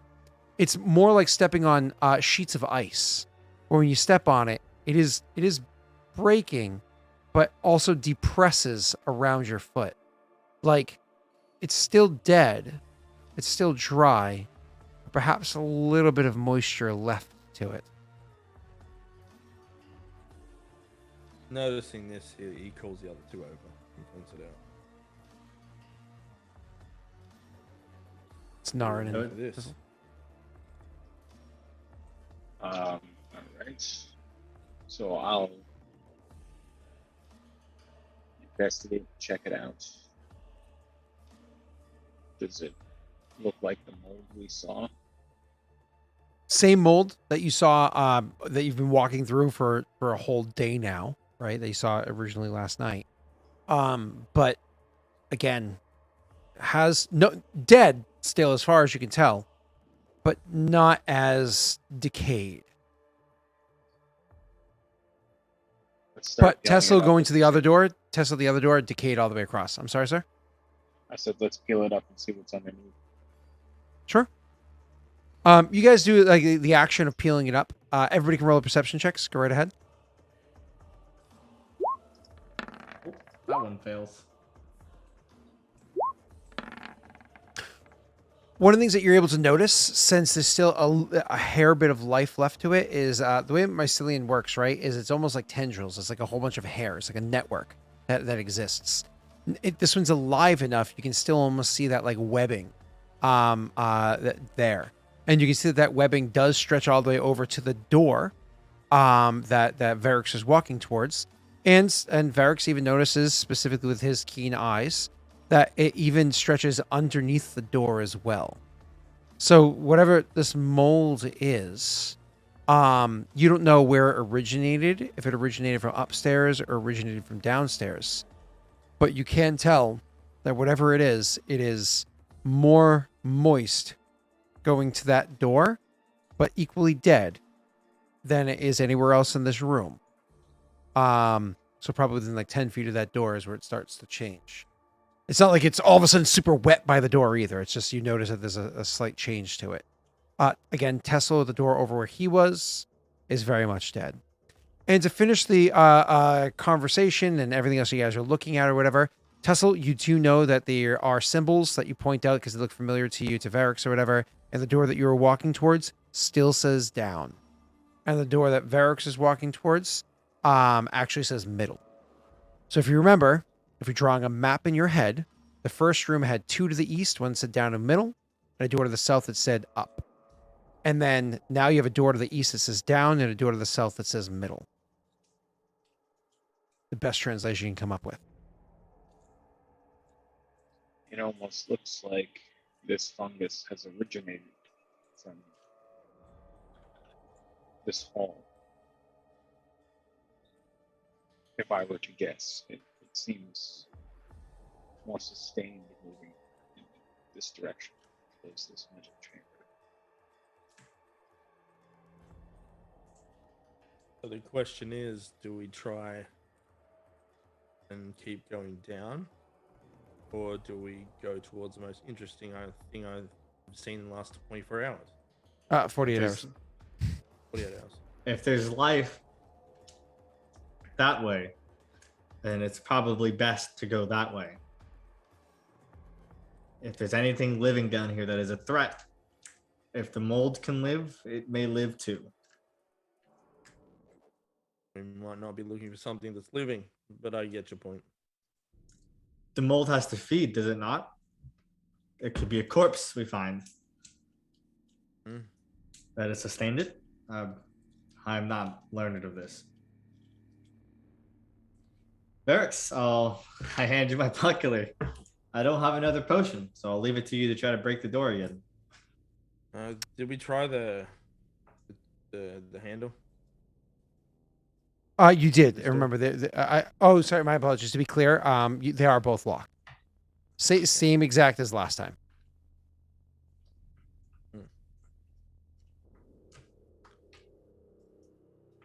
Oh, well, I guess I'll try again. Okay. So you are going to, I imagine, blow those 2 rage points to do it again? Yep. Cool.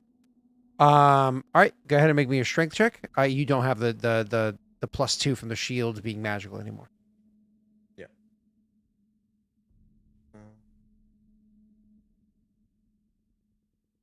I imagine you rage, which gives you the + to strength too. Alright, so here we go. All right, 21, and roll your d6.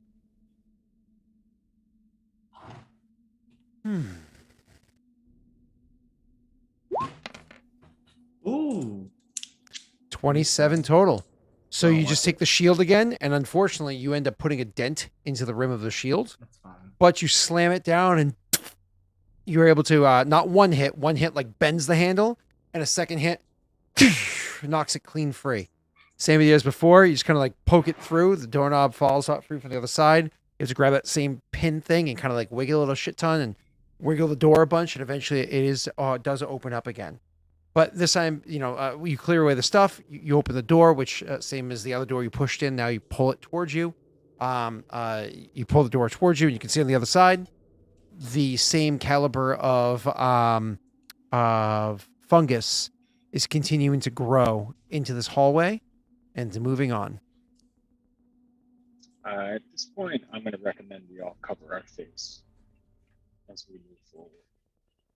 Yeah. You've been traveling at this point for, you've been awake and engaging, and including this one, about 7 hours. So your characters, before having to make checks, have about 1 more hour left. I believe you're allowed 8 hours adventuring before you have to roll checks, I believe. I thought one of the campaigns switched it to 10 instead of 8. I thought maybe it was 5e that did that. I thought it was Pathfinder. I always like the idea of 10 hours of travel. Of adventuring, I should say. Sorry. Yeah, we'll cover face. I'll collect the door parts again, so maybe we can reconstruct them at some other point. But we go till the end of this tunnel, and then if we don't find anything, we return home. Last tunnel was about, let's just call it 6 hours of walking. This one is the first time you're moving away from east. You're now heading south. So we push through? We push for as long as we can. we probably will have to rest before we hit the end. But All right. And you guys start to head south. we start to Okay. march south. And after, again, only 1 hour of travel, we have to start making fortitude saves to keep going. So long as anybody only fails once, as long as you're able to get a good night's rest, you should be fine. So everybody make their fortitude save to do a second hour of traveling south. Let's see. You pass with a 10, reminder. And the next Yeah. check, you pass an 11, I'll and use. so on. Can I use Charmed Life on this? You can use Charm Life on anything, can't you?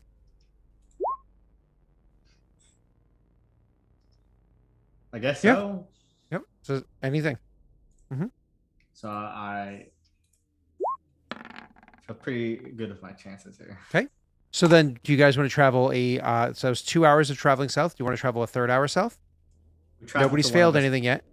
Till one of us become exhausted or Fatigue or whatever. Yeah, sure. Yeah. So now we're Because- trying for a third hour south. DC is an 11. Go ahead.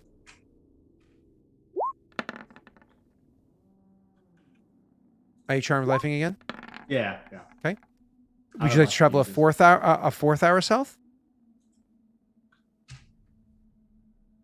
Jake Go has ahead. to roll.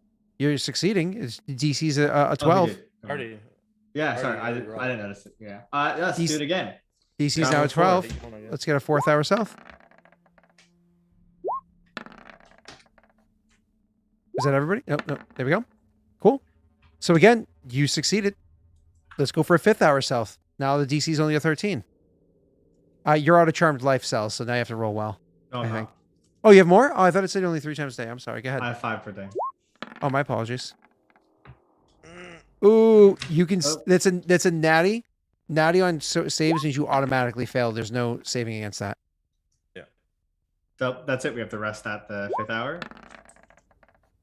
Okay. So he is fatigued, but you don't have to rest. You can choose to push on. It's up to Jake as to whether or not, while he's fatigued, if he's like, fuck it, let's just push for 1 more hour because he doesn't want to show weakness, or if he just, doesn't feel like sleeping in a hallway or whatever it might be. That's entirely, you don't have to rest here. The thing is, like, when you're fatigued and you sleep overnight, you gain that back and you're good the next day.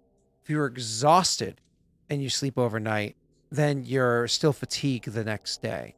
So I mean, Jake can pretty easily beat a DC 14. It's just a matter of whether or not he beats the DC 14. But you've traveled 5 hours south since that door opened up, which is about 15 miles. Oh, something important to point out. Are you ready for this?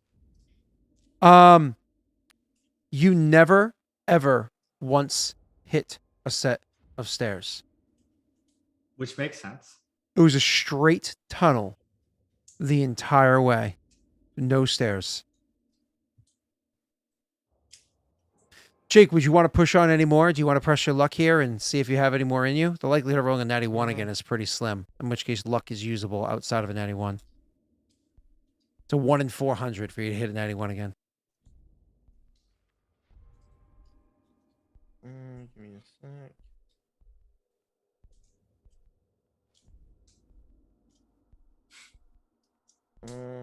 What's an ability check, by the way? Ability check is a skill check, or like initiative, or strength checks being like when you broke the door.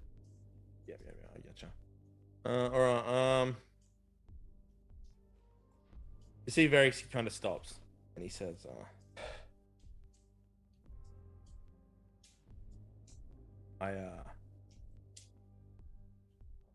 growing tired. The battle. How long have we been here?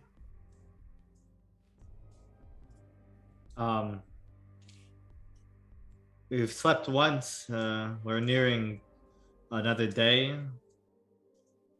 Perhaps 2 days in total. My eyes. I can keep going. Okay, go. I would sure, rather not Merrick's? press on if you're starting to feel fatigue. This is a long journey, and this is going to be a battle of strength and wit. We need to stay at peak. I don't I don't trust this. I do not argue with you. Rest would be welcome. I start to cut away the mold under our feet, and I'm starting to clear out an area for us to lay down. So you guys do exactly that. You start clearing out a spot for you to lie down here in the hallway. To be fair, last time you rested, it was not in a room. It was, in fact, in a hallway. You clear away that spot and try to get everything done. While you're clearing that away, and I imagine not just you, but Nick is as well. Nick, go ahead and make me a survival check. Yeah.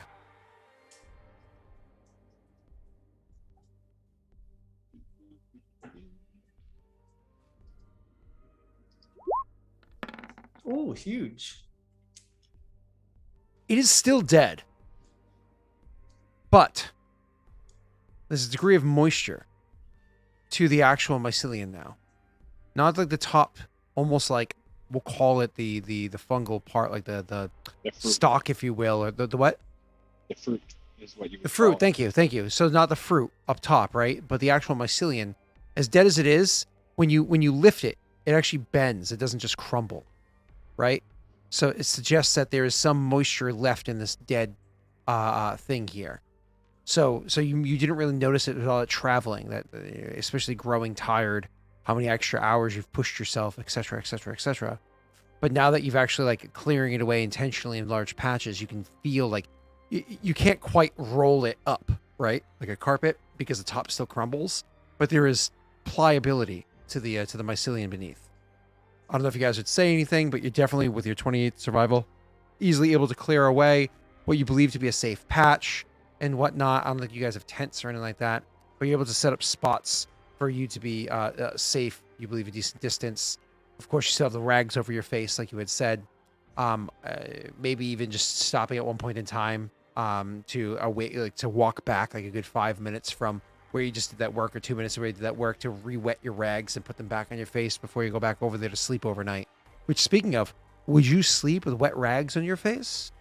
Or, because that does reduce airflow. Or is that something that would be a bit of a concern? Thinking about waterboarding here. Because America. I don't know if that's a concern for us. I don't think we're likely to worry about like suffocating, right? I mean, I you don't shouldn't. even know if I would know that. I feel like I it's like I know. wouldn't know. I know Naran would be more concerned with the fungus than he would with the wet rag. So. Especially since you've dated a few. But it's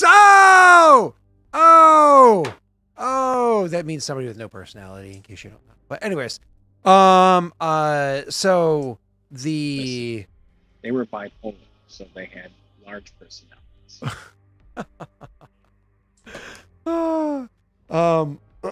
what is this? Slay a few dragons before you save your princess, right? So, all right. The what were we saying? Sorry. So you clear away the spot, everybody feels comfortable, and you're able to sleep at night. With the sleeping at night, everybody can go ahead and make me a will save. The DC is different than it was last night. Cool. I have exactly one charmed life left.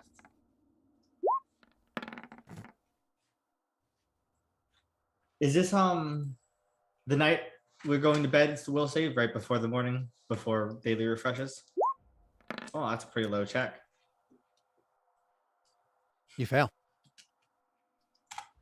All right.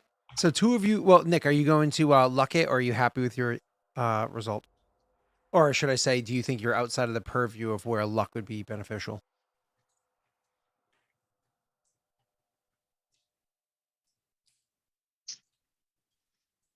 I feel like I would have to roll 4. You have to what? I would have to max out that luck roll. Do you want to take the I'm not 25% gonna- chance? No? Okay, No. cool. I gotcha. It's not worth it. Gotcha. Zalamos, why don't you go ahead and roll me a d4 to see what he would have rolled? But anyways, so you guys wake up in the morning, and Varric's. Thank God, you were not yourself. Your muscles are growing sore. Your knees hurt, and even in the morning, don't get me wrong. Like you're young, you're virile, you're nubile. You don't age, no matter how old you are, old man. But you were you're cramping up a bit there. So you stretch it out in the morning when you're having your morning fungus breakfast or whatever you're eating. It's funny enough. It's like, oh, what you pack for breakfast today, Naren? Fucking mushrooms. Anyways, so luckily it makes them smile while he's walking. Oh, you guys see the curves of this cake? So you guys are the two of you are dazzled moving forward. Dazzled means you have a -1 to your perception checks and a -1 to your attack rolls until you leave the cave complex. So it just stays until you leave the cave complex. Until you get able to get above ground and kind of like regain your grasp, right? And even then, not immediately. Like you have to be above ground for like an hour or so, like or a day or so, just to like, Varric's, you're fatigued, thank God, because if you had failed your check, your fatigue would have stayed, and you would have gained dazzled. You would have had a restless sleep. Their restless sleep just gave them the dazzled condition, so they're just kind of like disoriented by the pressure and the darkness and the sound and everything down here. Nonetheless, I imagine your characters are a bit antsy the next morning just to have something fucking happen in the session. And you're getting up and getting ready to leave. Any conversation you say, or do you just start heading south?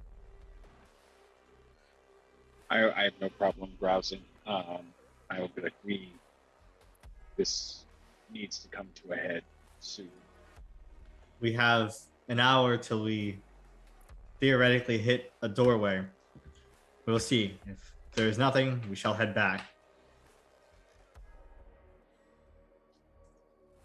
You guys start walking. It takes you a moment to be like, wait, which way do we? Yeah. I push the fungus that way to remind me step over the pile to keep going. Yeah. Okay. I did right. Yeah. Sorry, I'm just a little dazzled today. All right. So you start. You start heading south. Boo.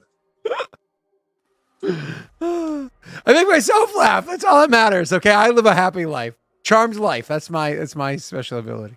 So you keep heading south.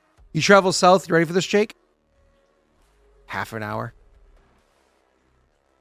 and then you come to a door. Perhaps it was a good idea that you stopped because you slept in the hallway last time. Perhaps you should have just manned up a bit and made it the rest of the way there. But half an hour later, you get to the door.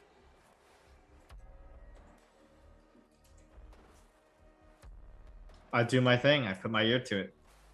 Roll a perception check. Which dazzled's -1 to sight-based perception checks. Correct. So this only has my -2 because I failed last time. I rolled a 3. Okay, just make sure that doesn't actually, your actual modifier wasn't altered by dazzled, correct? It was. It just has a listed one. Perfect. Yep. I know. I just wanted to be sure. Cool. All right. So you listen at the door, and I think that means that now you have -2s moving forward because of your flaw. Well, it's only on the first check. When you fail, don't you have -2s moving forward? Yeah, till I roll again, and then it's gone. It only lasts for one. Oh, gotcha. I understand it. I just don't roll a lot unless you fail again. No, only once per day. Oh, okay. It's So just I don't roll a lot, so they stack because I roll a check once and then we never roll it again. So what we got? You listen, you hear nothing. Just like every time you put your fucking ear to a door. I open it. You push the door open, and same as before, same dimensions as the room before. Everything is almost the same as before. No. There's stuff in here. First of all, the fungus is still in here, across the room, but there's structures in here too. So, for instance, looking across the room to your left, you see there's some framed object over there. You think it might be a weapon rack. but fungus has grown all up on it. You look off to your right, partway down the hole over there. So to your right again, we'd be back west, right? Looking to your right, you can see that there is again a mound of fungus, like it's growing on something over in that direction, and what have you. You can see that it's kind of like across the area. Whatever structures are inside here, whatever organic materials are inside here, haven't been completely consumed for one reason or another. You don't know. But you looking across the room for doors, you can see there is in fact a door directly across from you, which will head south. And then there is another door that is to your left, which would continue back to the east. So you can turn around and go north, you can go straight and go south, or you can turn left and go turn left and go east. Nothing goes back to the west.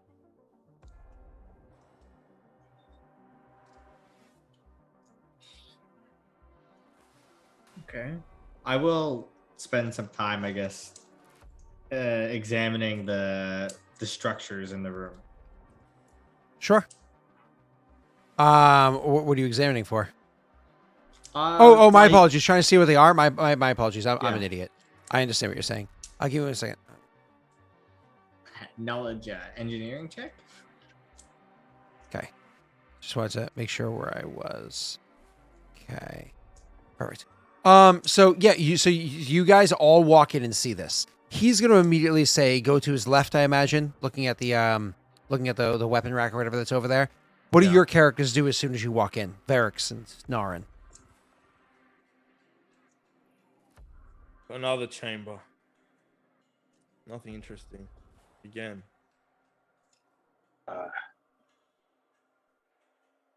We would hesitantly look around and then probably. You said there were like mounds on the floor. Yeah, there's like a mound of stuff off to your right. So he's going to the left to look at the weapon rack. To your right hand side, there's a mound of fungus that's kind of growing up over there. I would go investigate that. Sure. Why don't you as you're walking over there, Nick, go ahead and roll me a perception check. Varix, what are you doing? Looking around the chamber. That's about it. So looking around the chamber, why don't you go ahead and roll your perception check?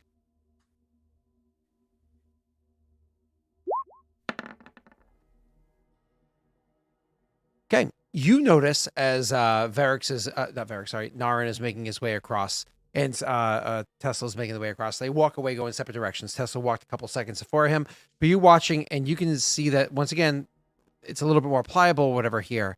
But it's like especially as Varix is walking away, Narin is walking away. There's almost no crunch to his foot. Like Tesla's foot's still crunching a bit because he's staying pretty close to the door where you guys are, just immediately to the left. But as Narin walks further into the room, and then off to the right, there's almost no crunch to his foot. That being said, you got a 27. I'll allow you to say something before I do anything else or whatever. Varix just kind of yells out, not too loud. He says, "Narin, where you're walking, I think the mold here is still alive. Listen." All right, so I'll survival the mold. Go right ahead, sir. Yeah. You look down and maybe like take out a dagger or what have you, and kind of like cut into the mold and lift it over. It's hard to tell, right? It still has a crunch to it. You're pretty sure it's still dead. Either that or dormant. Like the fruit of the mold, it doesn't have any active spores. It's not reacting to your being there. It's not sporing. It's still crumbling and whatnot. But the mycelium, it's like you have to actually actively rip it and tear it or cut it. It's no longer like pliable and then snapping anymore. So at the very least, the fruit of the mold is dead. The mycelium might be dead or it might be dormant. It's it's hard to tell because you're not familiar with this mold. But either way, even if it was dormant, let's say it woke up, right? If it can't remove from its dormancy, it would still have to grow new fruit or what have you before you had to worry about spores or anything like that. It's not like all of a sudden there'd be like spore clouds everywhere. But it does mean that your concerns of wearing rags over your face, maybe beforehand, was a little bit preemptive. But if you're going to continue down this trek, you're not knowing what these spores could do, and even if they're non-toxic spores, a high volume of even non-toxic spores will be toxic to anybody, right? Because it's polluting your lungs.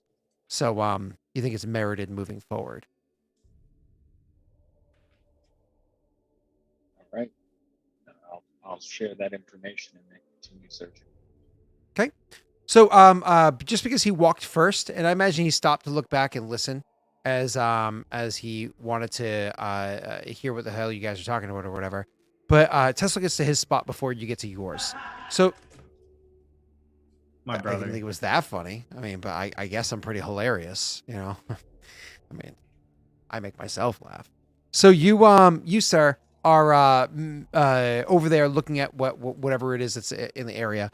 As you're walking up, getting to the structure that's there and about to like reach out to like grab at it, but again, there's no weapons or anything. And all of a sudden, you step on something on the ground that you didn't see underneath the fungus, and something else like lifts up underneath your foot. And your character being as like, like high alert as he is, I imagine he kind of like jumps back. And like your sudden movements would once again kind of catch everybody else's attention as Nick is approaching the mound of mold that's over there. He'll stop and like turn around, like literally right in front of the mounds, and look back to see what the fuck that was. And Varix, I imagine, is looking as well. And then you step forward, step on it again. Then you reach down, you pick it up, and you realize, it's the head of an axe. It's just the axe has no handle to it. It's literally just the metal blade of an axe. You stepped on the head and it caused it to like rock and lift up on the other side. So it fucking caught you off guard. And it's right next to what the thing you thought might be a weapon rack was. I guess it makes sense. If the wood was consumed, that was the handle. I'll let you take over RP. I will pick it up, and I will roll a weaponsmith check to see if I can identify the metal. Sure. Does anybody else see say or anything or whatever when you see him kind of like jump up and start looking over what it is?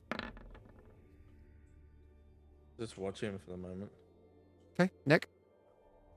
Yeah, I mean, he was doing his thing. I think I was heading more towards the mound, so I'm not really paying attention to what he was doing. Okay, so you just like looked over when you realized that everything seemed okay. You just look back and go towards the mound. Cool. So looking at it, I mean, again, you're pretty sure it's steel. It's just like strange runic designs on it and a strange design to an axe like you've never seen before. It seems kind of it has this elegance to it that is both like rigid but yet smooth. So like the axe itself, like the head of the axe itself, has this almost like like strong rigid design to it. But then there's the like swooping curves along the actual blade. You don't know how old this axe is or how many times it's been used, but it still has its edge. It's still sharp, the head of the axe. But it also has knocks in it that suggests that it's probably been used at some point in time in the past. So looking it over, once again, just genuinely beautiful design. Nick, you walk up to the other thing, and like I said before, you see like there's almost like a mound of mold that's growing there. What do you do to investigate that mound? I kind of want to start peeling it back. Sure. What do you peel it back with? I have my dog slicer, so I just kind of pull that out and start kind of peeling it up like you would a roll of sod. Sure. So you start peeling back the different layers of mold or whatever that's on there, and much to your delight and surprise, what you realize is beneath there is a chest. Like literally, there's a large chest that's there, and I mean, fortunate for you, the chest seems to be made out of wood. So the wood looks somewhat decomposed, somewhat beaten down or what have you, but it's not broken through or anything like that. But the mold certainly looks like it has done its diligence against this this wood. Excellent. I'll try to lever like some of the top boards up instead of just opening the chest. Sure. So what you try to do is like take your dog slicer and kind of like jab it in and try to like lever the thing up. Absolutely.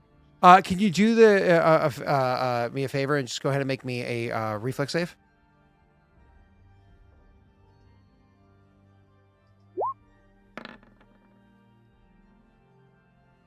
Are you happy with your 17? Why is it a 17? I sorry, 17. Are you happy with your 19? Sorry, Yeah. I don't know why. Yeah? All right, cool. Your sword that you jammed in there is stuck. It's like the boards that you wedged it between.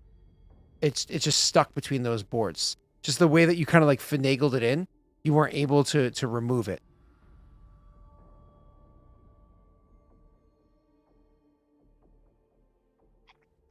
I will call over Varix and ask him to help me to pry this loose. Oh, I will assist. Okay. So you go over there and you see that, hey, this chest. That's good news, right? That's fucking fantastic news. But unfortunately, his dog slicer is kind of wedged inside there. What are you trying to do? Roll a strength check to pull the thing out?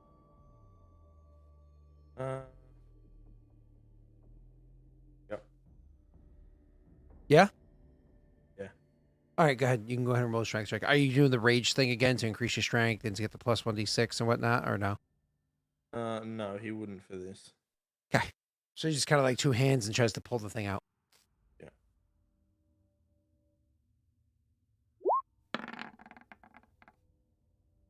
He tries to pull the sword free. Unfortunately, it's really fucking wedged in there, whatever he did.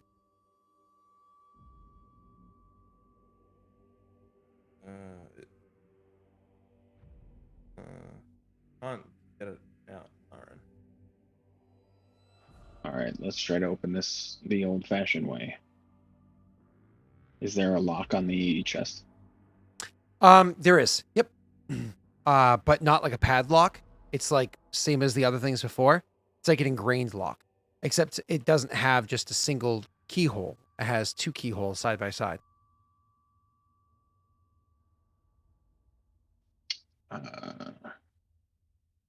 Interesting.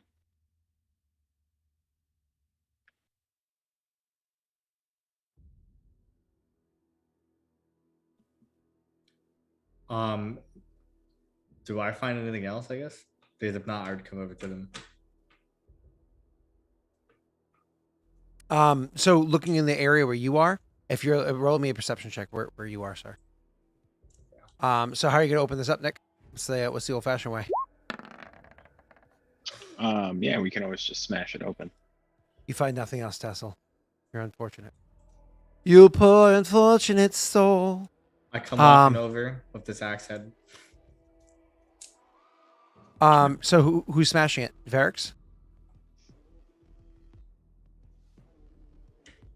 Hey, Tessel, can I have your shield?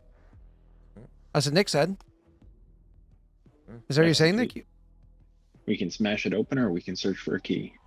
Oh, okay. I don't believe there'll be any keys. We haven't found any so far.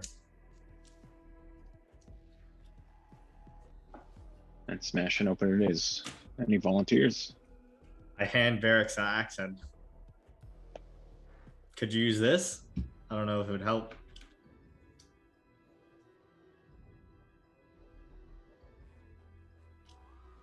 Can I use it? I mean, there's no handle. Wrap some cloth around, the back part of the head. It's a head of an axe. What are you gonna do? Yeah, what do you mean? It attaches. It has it's gonna have a tang. Yeah. That you can wrap around and grip. Sure. How many axe heads do you know have a tang? Well, it depends on what type. If it's a war axe, it's gonna have a back end of it too. Usually the hilt, the haft of it goes straight through the center of the axe. And then you're going to like put like a pin in the other side. So imagine old school like building materials. You're going to have like a hole in the part that goes through and then a pin goes in and holds it in place. Or It's just at a good enough angle that you have to like smack it in to hold it in place. So Yeah, so but it's you're just gonna like have wedged in there through tension. Yeah. I mean, it's probably better than a shield to break through wood. Oh, it's a Unless you want to metal use shield your, to break through wood. Yeah, but the axe is probably better. if it had a handle. So you're, sure. You do whatever you want, bro. If You Sky's do whatever you saying the want. shield will If, be if better, you're saying I take my shirt off or I take a bit of cloth, I tie it through the center there and more or less make it a flail, I'm fine with that. Use the axe head for like a big flail, that's fine. But you don't have an axe. you're saying you can't grip the middle part of the axe head and use it as a instrument to bludgeon something. Oh, sure. Yeah, you could do That's that what I've been too. saying It just the whole time. Oh, I'm sorry. Well, you're just not going to have the same strength as an axe with a But half. it'll be better than like a shield that doesn't have any sharp edges to puncture the wood and break it The apart. shield, you can get a proper grip because it actually straps to you and you hold it, and so you can get a solid grip, and so you have a lot more kinetic energy than something you're holding with just your fingertips and going. You're not holding with fingertips. Right? You're holding the whole thing with your hands. Your whole grip. You could tie it to your hand, in fact, with a cloth. Again, not the same grip as a handle that you can get your full fucking fist around, like holding a roll of quarters. I think you're You know what insane, I mean? Scott. I think you are off base, but that's fine. Excuse me. I think you're off base on it. We're not talking about a simple fine. axe like you're outside chopping wood, and even still, my argument holds true. We're talking about a proper battle axe where it's significantly larger and you don't have a proper grip on it. But either way, Varix, what do you do? Yeah, I suppose I just use the shield again. I mean, it's come in handy a bunch of times, so I mean, let's try it now, I suppose. Sure. Just go ahead and roll a strength check. Yep.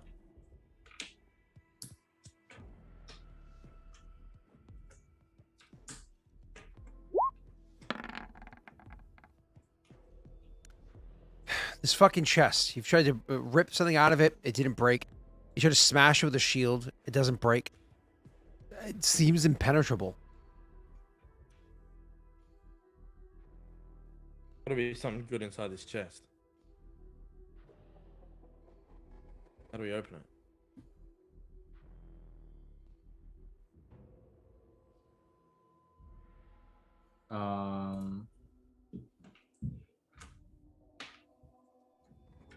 Is there any rocks?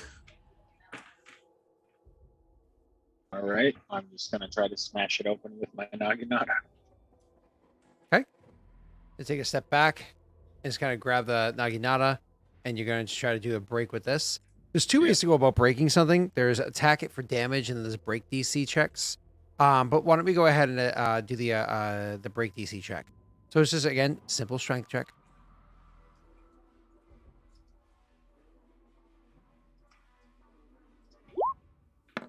Oh! There we go. So you take the naginata, and you step back, and you end up swinging down with enough force and igniting the flame and everything on it, right? To make sure that it can properly like beat its way in.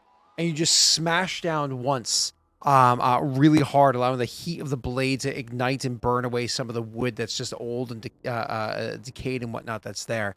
And eventually you literally are able to chop it and break into the chest enough that the blade immediately kind of like falls and tumbles to the ground, and you're able to see on the inside. You can even grab the boards that you just broke loose, and with a little bit of like rocking back and forth, snap those boards up and finally look inside the old broken chest. Opening it up, so opening up from the top, so it's not properly opened. It's just like looking into from the lid or what have you, right? Inside there, you can see that there are actually some objects, but there's also mold inside there, because mold would absolutely penetrate through the wood, especially if the wood's rotted from its being there, and would be inside as well. So immediately when you break it open, you can see that there's a bit of mold in there. Who goes to investigate it?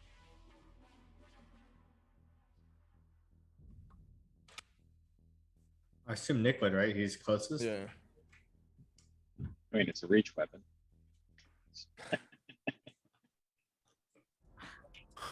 I'll approach it if you don't want to do it. Go ahead. So Tesla goes over and like breaks free that last board and reaches in to see what's inside. Tesla, you reach inside and holy shit, the mold in here is significantly more moist than it is elsewhere. And unlike everywhere else you've walked before, it actually spores. It's one of those things where you don't notice it immediately, but at one point in time, you like pull your hand up from looking at stuff, you see like a weird powder that's on you, and Naren to be able to immediately identify that as being the mold inside there still alive and sporing.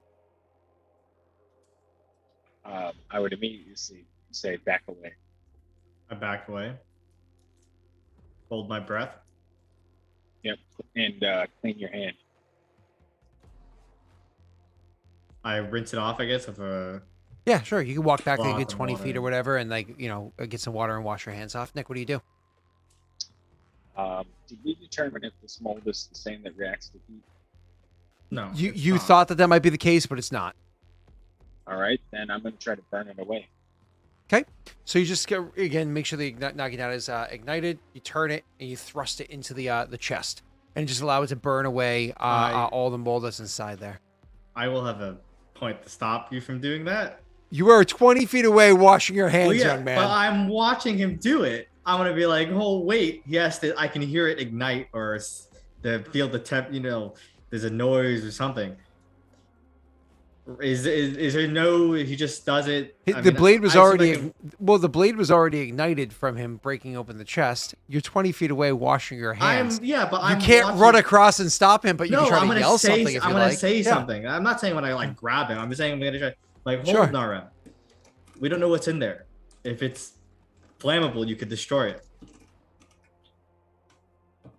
Would you rather have this very suspicious mold running rampant?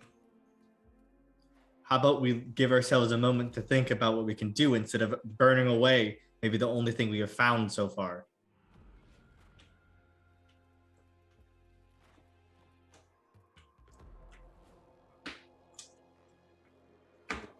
This is the Kelpie bitch all over again.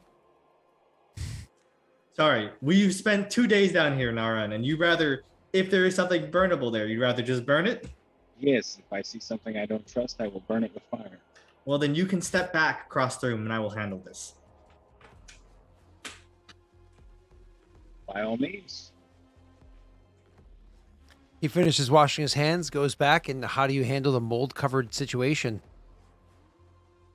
So they can leave or move back. I will, let's see, what do I have here?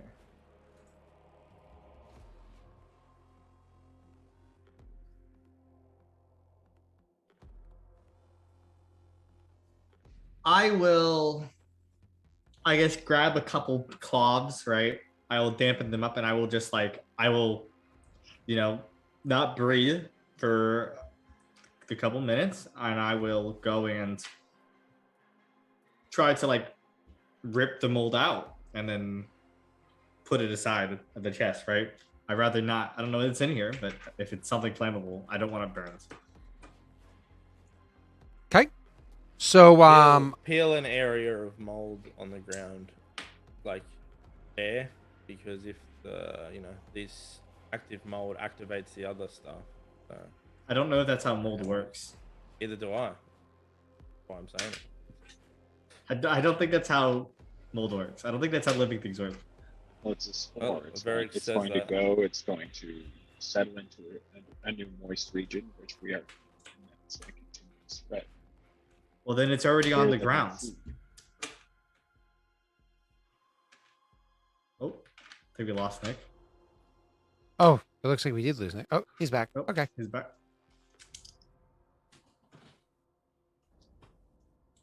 Okay. I point to the ground where there's already spores on it. I believe that's a little late.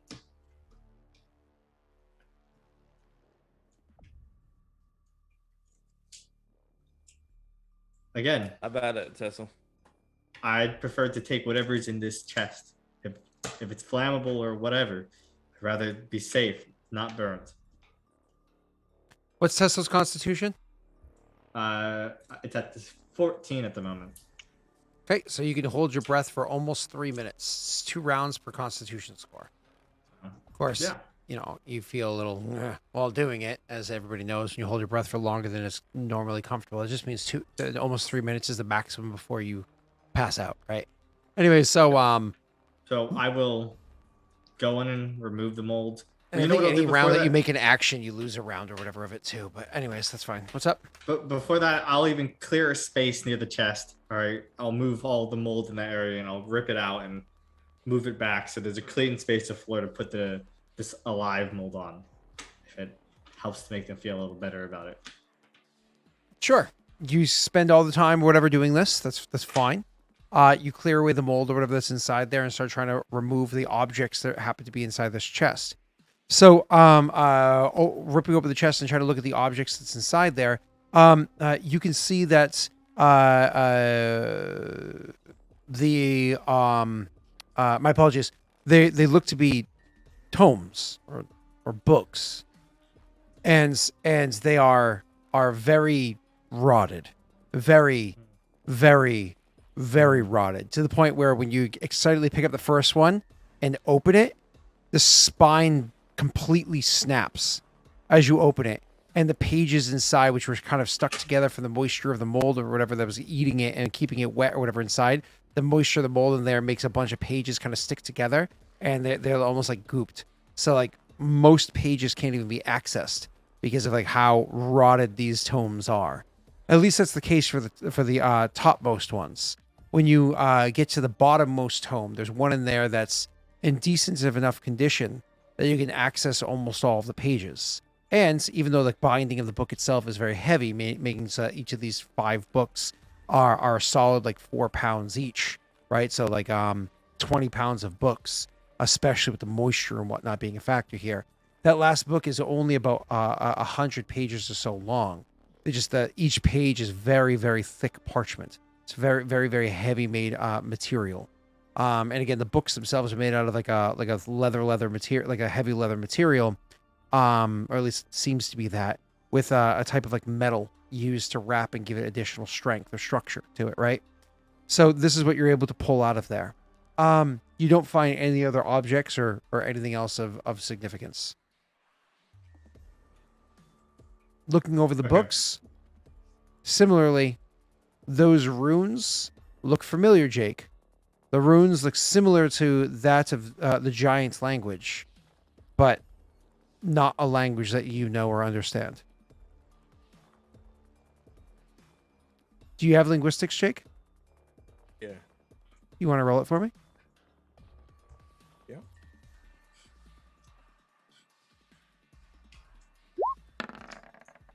Ooh. Unfortunately, you're not sure what these say. The structure of it throws you off.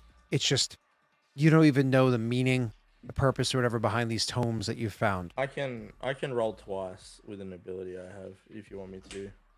Oh, what ability? Inspired.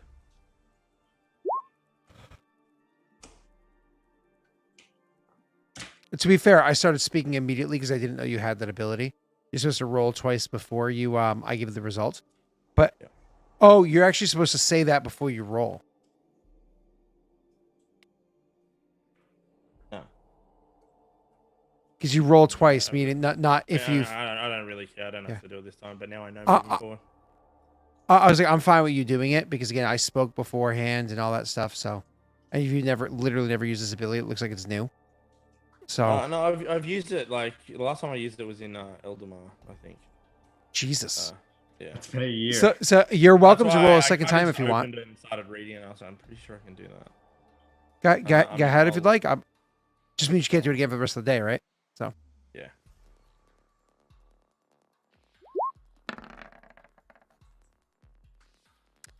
are you happy with your 14, or do you want to modify that? I don't know. This is the first thing that's came up in so long. I kind of want to modify it. Lock it, Jake. Do it. Go ahead. It's your kingdom rolls next. So 16. Okay. So with your 16 total, you're able to determine that the this looks like some sort of log, You like just the structure of this, the way that it looks, the way that the pages are set, and the one book that's safe enough to open. The other books you wouldn't even want to open, not after what he just fucking did with one of them. The other, even like, so the two on top are absolutely ruined.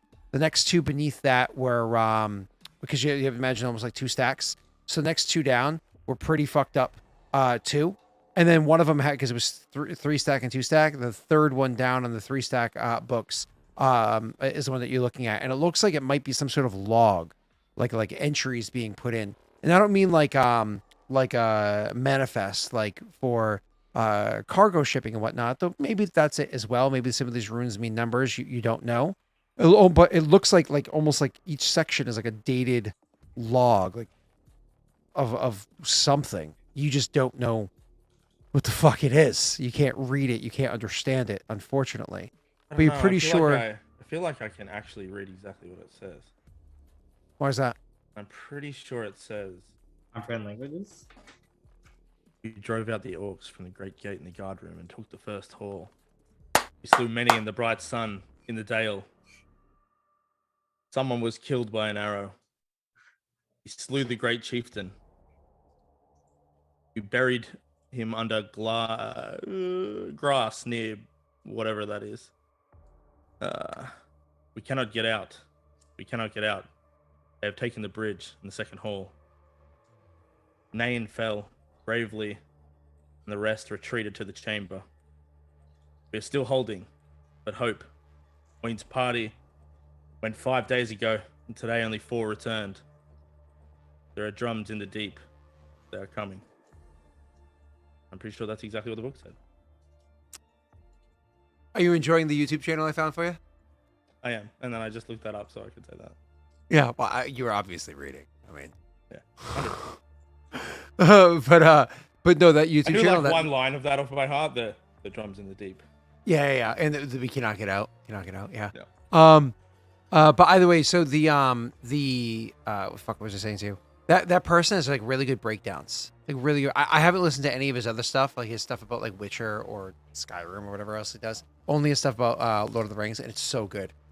It's like Lord of the Rings from Gandalf's perspective is so good, because it's like, oh, let's talk about like what he was doing this, or from Saruman's perspective. Oh, the Saruman one is pretty badass, because it's like it's up until the moment where Saruman dies, which isn't even covered in the movies. So it's like it's in the books, of course, though. Actually, I don't even think it's not even in the book, is it? It's actually covered in, I think, one of the other books, because Not where he dies. yeah, where Saruman dies. Yeah, it's in the books. Is it in the third book? Yeah, the sacking of the Shire, I think. Yeah, I don't remember. Huh, okay, yeah, I guess. I don't remember. So, when Wormtongue stabs him or whatever. I don't remember that being in the book, but either way. So, all right, continuing. So you, spoiler alert, Saruman dies. Wow. Spoiling Lord of the Rings. Yep. Gas. Spoiler alert. I know you guys haven't watched Obi-Wan Kenobi yet, but I hate to tell you this, but Obi-Wan doesn't die. Sorry. Spoiler. Well, So he does. Leia lives. I'm sorry. Sorry, Leia lives. what? Who would have thought? All right. So, anyways, Jake, back to you. So you look over the books. That's kind of what you're able to get from that. I don't know what you would say. And I'm sorry, Nick. I'm sure there's like a shit-eating grin and like a I told you so look on Tesla's face. Like, well, it's a good thing we got this book we can look at right here. No, there's a shading grin on my face, but Tesla's absorbed in the book because I fucking knew there was gonna be something flammable in there because Scott's a dick. It's okay. You haven't made your fortitude save yet. True, I haven't. And also, you got 1 book out of 5. I'm pretty sure we would have been okay with burning the top book. No, Scott would have said they're all on fire. Scott's a not. Nice Excuse me. I would have had him roll damage for a True. critical hit. Yes, but I would be rolling, so it would be nothing. Yeah, but it'd be high. If you did that, was you roll. It'd be 6s. Because it's fighting me. All right, anyways. It's unlucky. Bring it to RP for you guys. So Go ahead. Varix just says they appear to be logs of some kind. Actually, they look like books, not logs. They're equally flammable, Naren. I believe then we should take care to bring all of these back to the surface. Lenny can make sense of this, I'm sure. There's a spell that lets him talk, I think, or read all languages. I don't know if he has it. We spoke about it once.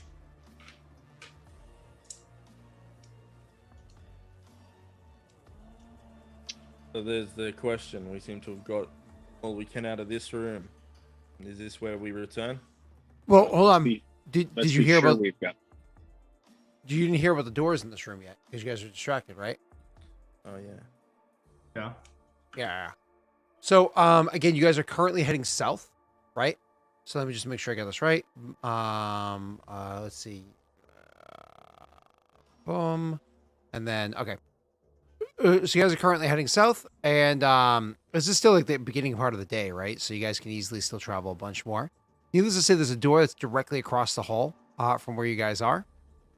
And there's also a door that heads east once again from where you are. So there's a door straight ahead of you, same as last time. And there's a door that heads to the left. Are they locked? They're locked, but just to go over one more before we go over locked or whatever, just go over one more fun detail.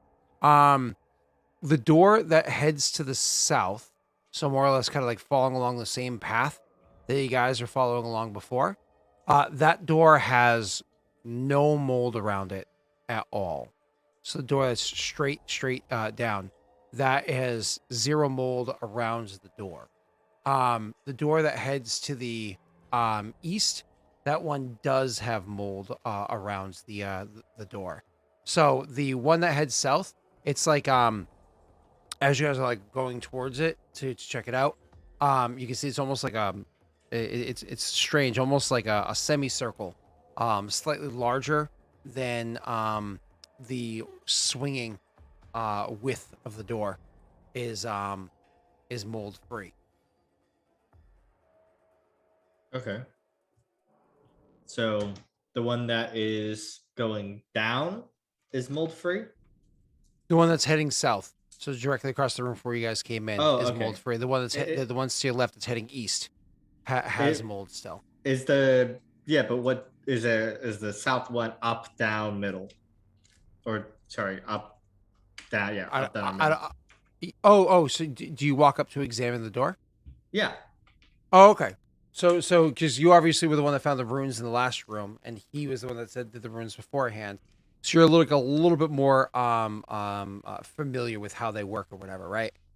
So, anyways, as you walk up to the room, as you walk up to the door to try to examine it,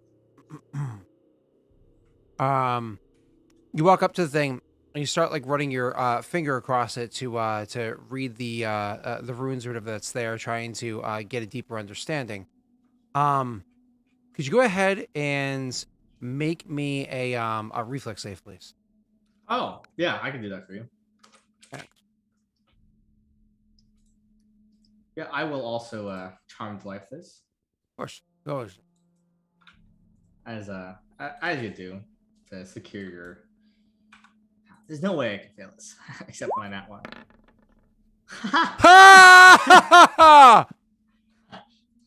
I did call it.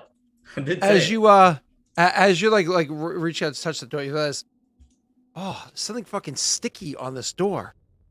It's a mimic. My hand is fucking stuck. My hand is stuck. What the fuck?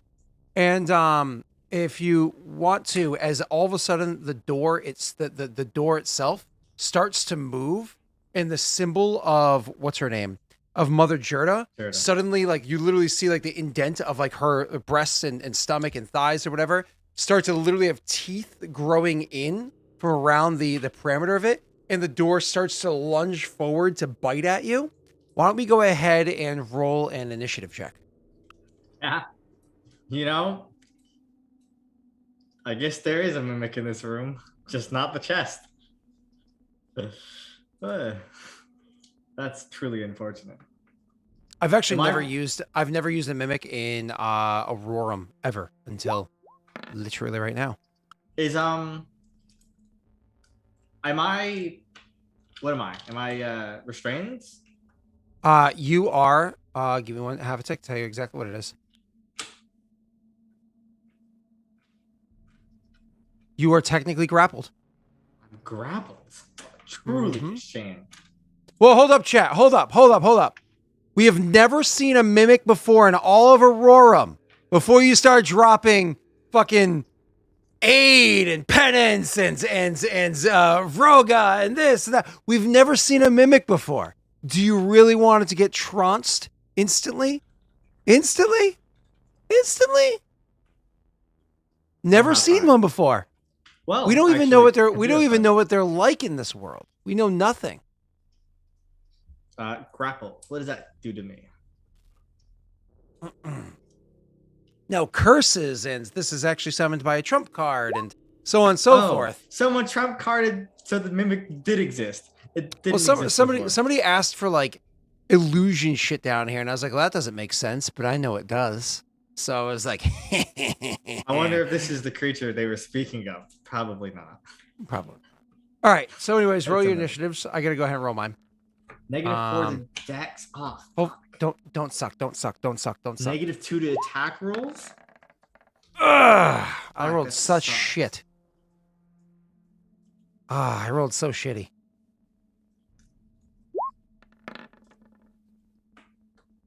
Yes! Varric doesn't even have an action in the first round. Yeah. All right. This is the worst timeline. Okay. Oh, Jesus Christ. Hi, Steve. What are you going to do now?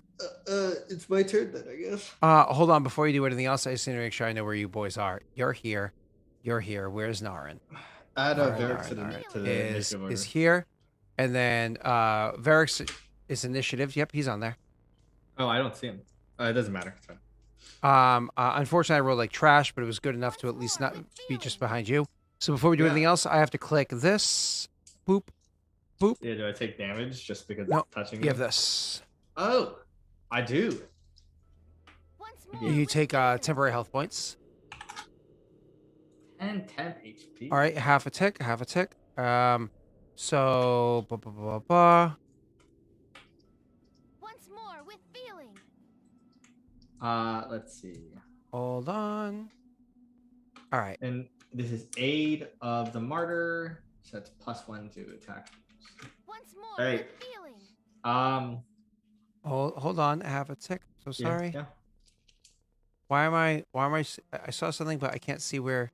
Oh, never mind. That's something else entirely. Okay, Once cool. more with feeling. Cool. And it is now.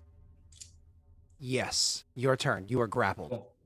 I Once more set myself. I immolate myself. So now my crown's activated. Okay. So on this dude's turn, I assume he's gonna take damage if he's grappling me. Once more with feeling. How much damage does your crown do? 1d6 plus 8 fire damage. Go ahead, roll it. 1d6 plus 8. So it takes 9 fire damage. Feeling. Okay. And I will use my full round action to attack it. But God. Yeah, that's what I'm gonna do. So does my sword get stuck in it? We'll find out. Let's see. You are grappled. Did you modify all of your shit to have all your penalties and everything? It's on there. That is all right. grappled. Cool. Can you go ahead and roll me a reflex save? Yeah, I can. Okay, it's a pretty decent check. Okay. So you're happy with the 16?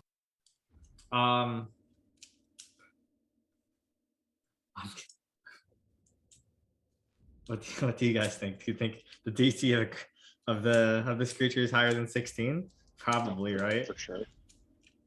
I'm gonna lock it. So 17 is probably not it. So you swing your sword at the creature, and you're able to stab it, doing your damage there with your first attack, and then your sword gets completely stuck. So now your hand is stuck to the thing. Its teeth are coming out at you, and you stab with your first attack, and now your sword's fucking stuck too. Yeah, I don't know what it is. So, can't play it super smart. It's my action. I don't. Sorry, don't mind me. That's my turn, right? I can't do anything else, right? Correct. So, it's Mimic's turn. Awesome. Yeah, things are going to get really rough really quickly.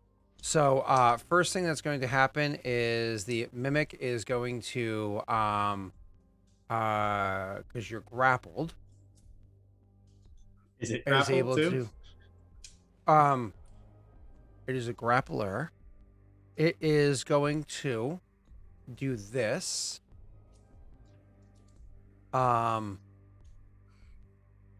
It's slam, which is fun because when it slams you, if it successfully slams you, it also gets a free grapple attempt to pin you, which means that it attempts to swallow you. Oh, yeah. That's my favorite pastime. Yeah. Oh, did I forget to add that in there, or is that already included? Oh, that is included. Okay, I just wanted to make sure that was. Roll your plus 35 to hit or something. It's not that high. No. It's not a plus 35. That's insane. My AC is so low for our level because we don't have the money to buy a bunch of shit. Well, yeah, that hits. Cool. I can't parry it, I assume. I mean, you have no sword. Both your hands, your sword is stuck, and one of your hands are stuck. /R 1D. So the damage you take is this. Ooh, 17. Just 17. That's awesome. Okay, cool. And now you're going to deal with a grapple attempt against you. Yep. This is against your CMD.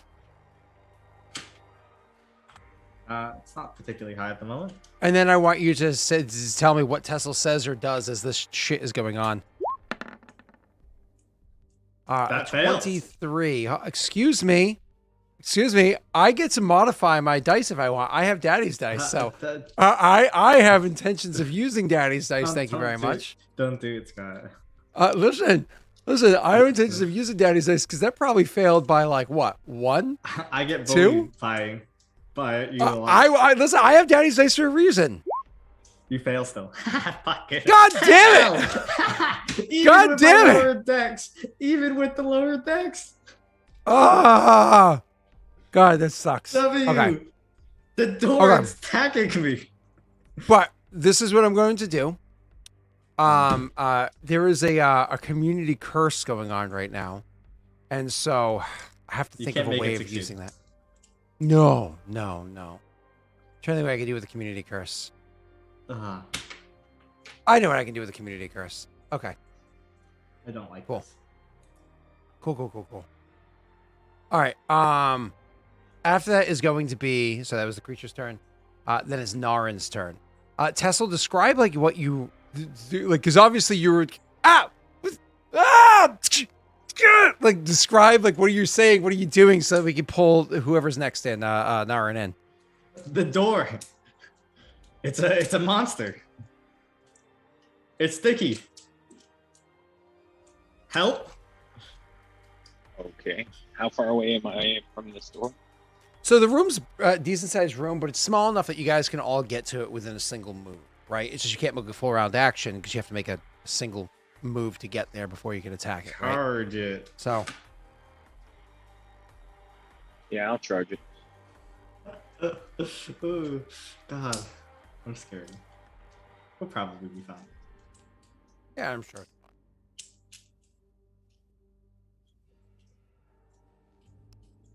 And I will also, for funsies, I can charge it. I can blow a proc of one of my traits. And so your one attack that you did, let's see, it was 9 points of fire damage, and then one. Do you get to do your precision damage? That's a thing, right? Yep, it's as long as I panache. Okay. So you do the total of 30 points of damage, correct? Yep. Okay.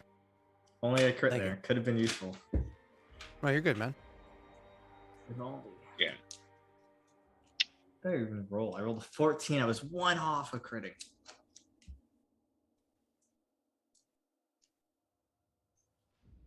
Just double checking on my to see if most of my charge stuff is for being mounted, but some of it carries over without.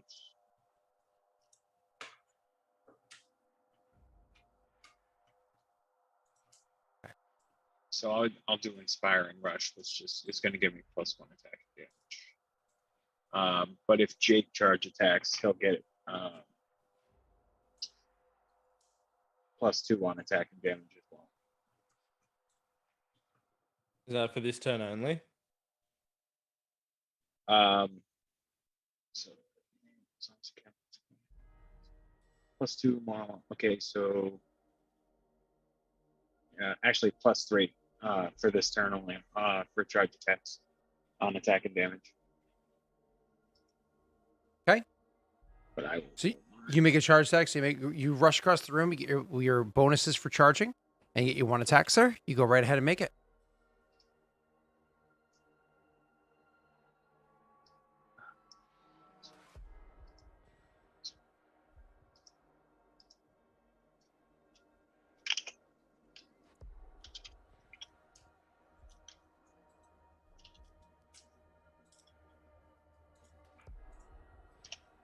I'll give you a second.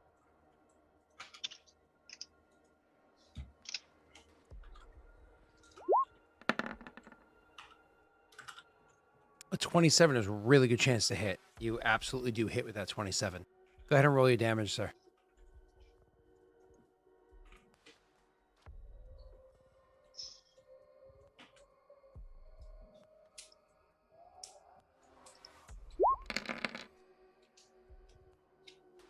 So 15? 16 +1. So 16. My apologies. Okay. Yeah. Thank you. And Nick, go ahead and make me a reflex save. Roll high, Nick. Roll like you just did for your attack roll. That'd be great. Thanks. Oh, Ah, it was almost went to a 3. It was almost his favorite number. I assume you're happy with the 23? Yeah. Okay, so you rush up, you hit the thing, but because you're able to rush across the room, there's so much focus, there's light from your what the hell is it called? Your flaming weapon. Tesla's literally on fire. As you hit the thing, why don't you go ahead and roll me a perception check. And then it's going to be Varix in a second.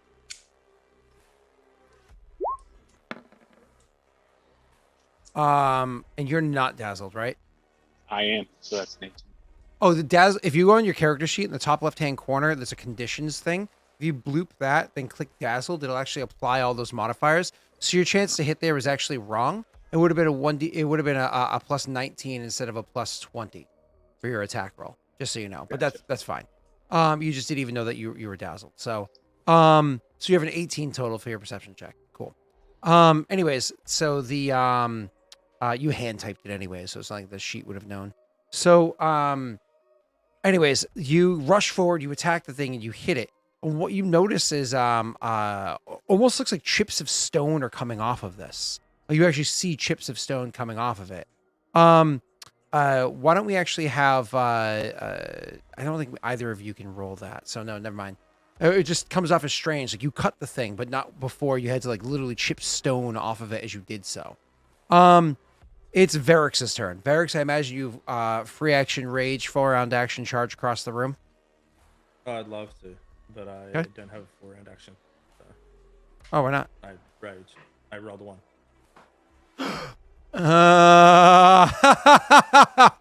So you have a move or a standard. So I imagine you rage and move.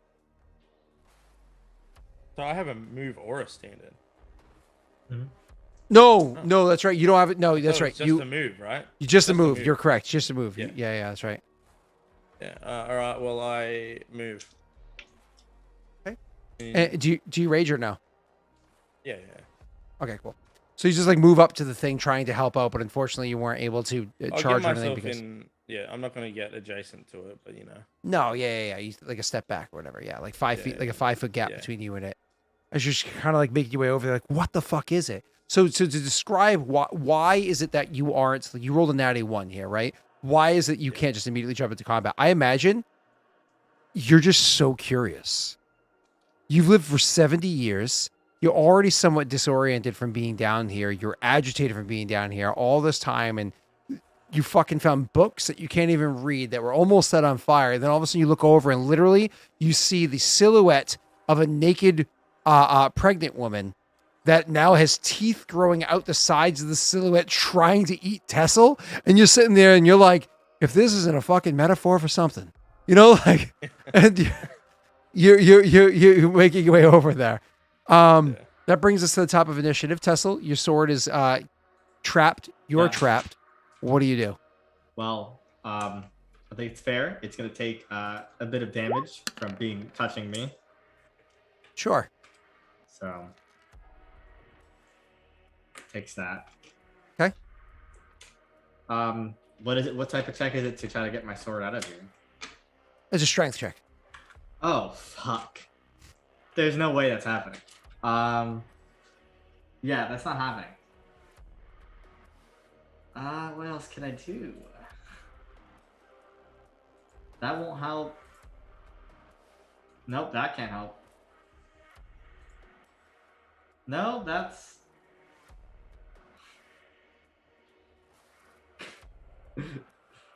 Could I give myself the dodge bonus to AC? You are not currently denied dexterity to AC, so yes, you technically can. Well, I use my swift to give myself a +4 dodge bonus to AC. Okay. And I'm gonna just try to rip the sword out, I guess. What else I'm gonna do? Project usually 1 a.m. EST. So go ahead and make a strength check. It's your action. Nope. You do not. Yeah, I don't. It's my turn. Okay. It's the creature's turn. It's going to once again smash you. Roll a 2. It's a plus 17. Yeah. That misses. Excuse me, sir. Again, I have daddy's dice. Okay, I'm letting you know. All right, you have to know. No, I get to say before I know the result. Oh. Okay. All right. I have daddy's dice. I think your AC was like a 20-ish brought down, but I think dodge brought it back up to a 24. So I think I have like I think I have a 25% chance of hitting you with a daddy's dice. I'm gonna use it. I think there's a 25% chance of hitting you with a daddy's dice. Oh, come on, ones! Always ones! God damn it! Okay. Yeah, Oh, why? What? You know what? You know when I rolled 90-20s? When every time I rolled a 20, I had to do 10 push-ups, which I'm still recovering from. This hurts. This hurts right now to do this. That's when I rolled 90-20s. Is when I had to, every time I rolled a 20, I had to do 10 push-ups. That's when I rolled 20s. Fuck me. God damn it. Ah. The fucking roll 20 hates me. Okay, I don't think there's anything else I can do. Hold on, give me a second. I assume we can't swallow me without slamming me. Yeah. Yep. Nope. I just rolled absolute trash. That unfortunately is my turn. I have to wait until my next fucking turn to do anything else. All right, it's your turn, sir.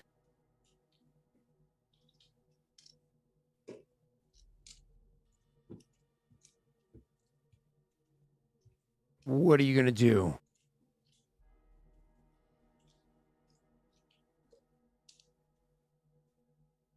Nick? I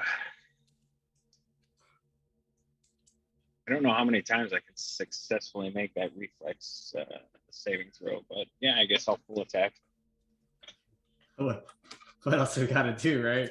We don't have magic.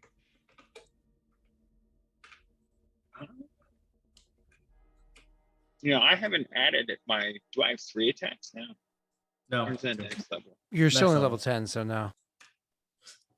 I'll probably level up after this, right, guys? Yeah. Keep saying that. I will keep coping.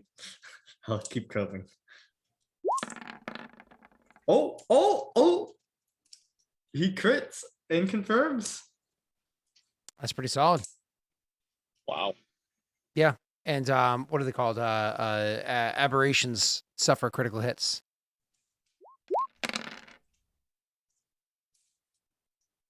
The fire damage gets doubled too, right?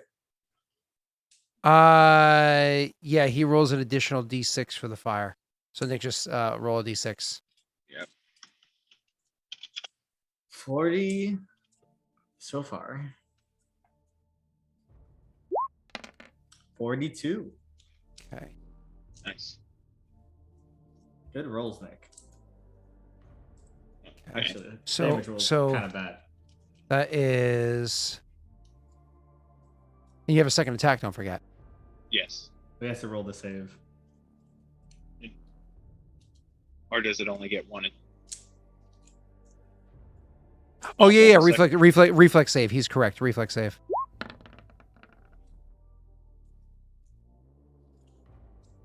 Yo, roll your reflex save before we worry about that second attack.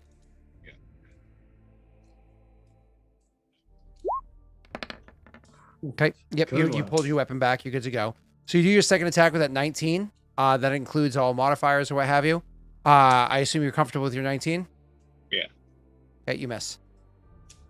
You do not harm it with the second attack. Okay. All right. After Any that issue, is guys? now it's gonna be Varrix's turn. Varrix, I won't lie, I have to pee, so you can go right ahead, make your attack. If you hit, make your well, either way, you have to make your reflex save. I'll be right back. Give me 2 seconds. Oh, so just I make believe an in you. attack. Thanks.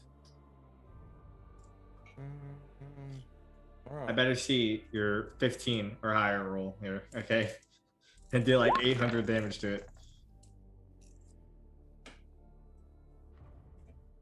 I'm assuming that hits. Probably, yeah.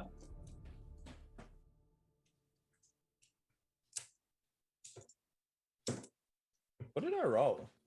Rolled a 9. Jeez. Right. Okay. Well, I'm gonna roll the damage anyway. Yeah.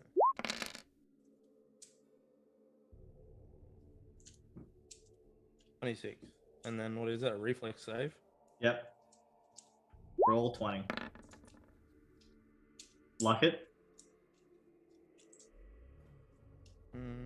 Are you blood raging right now? Yeah, I am. So it has a +3, so it's a 20. No, 23. I've got it factored in. Oh, okay, yeah. So 20, that might be enough to save. We don't know. Ah, this sucks. At least I'm Yeah. dealing some damage to it, guys. Right? Yep, that's it. Remember the last time that happened? It was when it gets a shambling amount. It also grappled me, and I was only dealing my crown damage to it. You know how history repeats. God, Just kill it with hugs, Tessa. it's dying while hugging me.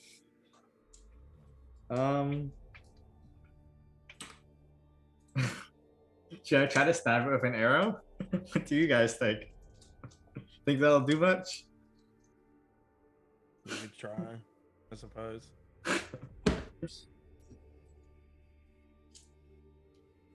Oh, God, I had to pee so bad. Okay. So, first attack, 25. I assume you're comfortable with your 25? Yeah. All right. Let me just double check. If it's higher than 25, I'd be scared. Hits. And then your damage is, you said 26 right there, and your reflex save is a solid 20 because of XYZ that you put on there. Cool. Nice. And that is it. So, do you have a second attack, sir, or no? I do. I just wanted to make sure I got my weapon back. Yeah. Which you succeeded with your 20, to be clear. Yeah. Okay. Right. So next attack.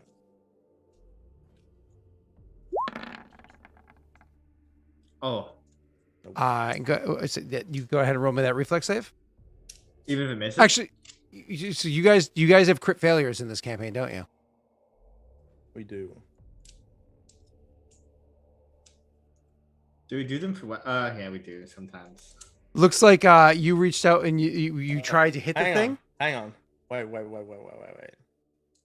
I may have made a mistake on my roll there with the wrong modifiers, Scott. Oh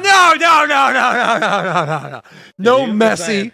No. So anyways, so you I don't know. It's the Whoa, wrong what do you modifier mean? there. You always, That's I have the wrong argued modifier. against you so and I fucking didn't make Nick re-roll 2 seconds ago when he rolled his fucking 2 checks of the slightly wrong modifier. And what are you doing wrong with it? You get a plus 18, 19. Yeah, except I don't. -3. It's the second attack is -5. True. Oh, you didn't actually click the second iterative attack. Yeah. Wrong modifier, Scott. No. That's legit. He pressed the wrong button. He has to press the right button. If it was like off by 1, I wouldn't care. But if it's off by 5. He didn't do a second iterative attack. All right, good save, Jake. Good fail. Wait. I could fail again now. So. Oh, whoa! Use your thing. Roll. Use your advantage roll. I'll use that for the reflex, maybe. I'm gonna start using the wrong modifier on my attack No. rolls too. No. I'll be like, oh, look at that! Ha ha If this was a common, ha! thing, I'd be on it. This is Trust the me. first mistake. It's a very common thing, No, Ethan. It's a very fucking common thing, Ethan. We don't know who Ethan is. Nick does probably. No, it's messy. Oh, 18. I don't think 18 is gonna hit. And can you roll me a reflex save? Yep. Even if he misses? Yeah, because missing doesn't necessarily mean you miss. It means that you did not successfully overcome their AC. I'll use that thing so I can add a d6 to it. Not I the can choose that advantage? after, actually. It says I can choose it after, I'm pretty sure. Yeah, it does with the D6 one. Yeah. Alright, so let's roll it. It's a pretty bad roll. Yeah, I'm gonna... Do you want to modify that?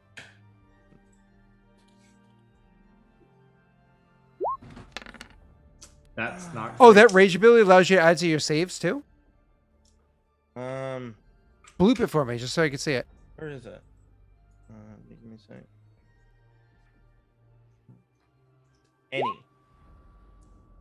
Let me just reboot this. Associated plus on any D20 roll. Yeah. Okay. Cool. Awesome. Cool. Luck it, Jake. 16's not enough. Yeah. I think it's an 18. Okay. We'll find out. 18 total. So you strike the thing, and you swing and you try to strike it again. Problem is, like, you didn't hit it in like a really good spot for hitting. But actually, as you swing out, its mouth actually moves. So again, this body where the teeth are, it actually juts and moves to the side in a way that's so strange and unnatural, and literally catches the blade between its teeth. And then a tongue, which you haven't even seen until this point, reaches out and like wraps around the blade, and it sticks to the tongue. So like, can't fucking pull it free. It is stuck as well. It is now Tesla's turn. While Who you keep is going, stuck I in a have sort of. to- Yeah, you're good. Go ahead. Yeah. It is Tesla's turn. He is stuck and his weapon is stuck.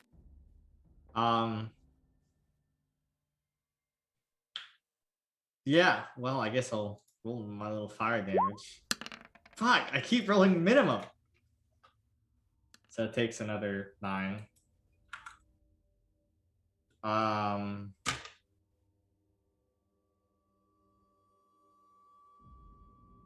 Yeah. I will try to pull my arm, my sword out, I guess. We should just buy you some armor spikes. At this point, yeah, maybe. I probably gonna need like a 20 to even get out of here. Well, I was close. I don't think a 9's worth it. I will twist the action, give myself a dodge bonus of +4 to AC, I guess. That's Go my ahead. turn. Burn another whatchamacallit. Perfect. Hey, it helped you last time. That's friggin' Yeah. useful. I know. All right. It's just my turns are. Here's my Listen, my turn. I got to do one thing and I failed. So Yeah, don't you well, whine. that's same. Don't you That's my- whine at me, buddy. That's all I'm doing. Whining at me? I know. That's all I'm doing And too. failing. Listening to you. All right, here we go. Here's my attack roll against you. You ready? Are you ready? Not one. God damn it! Oh, wait, it's the wrong modifier, actually. No, it's not. It's the same. No, hold on. modifier Wait, the let me entire just time. check. Let me just No, check. You can't hold use on. it for dice. Oh like no, that. hold on a second. I have all these things stuck to me now. So with all these things stuck to me, I actually am supposed to take an additional -1. Unless I only have a plus 16 you did now. say a -1. You You wouldn't have made know, him re-roll it. So I think this you is know, actually perfectly fine. I messed up. You know, I got to Nick, it's re-roll your with just a turn. plus 16. So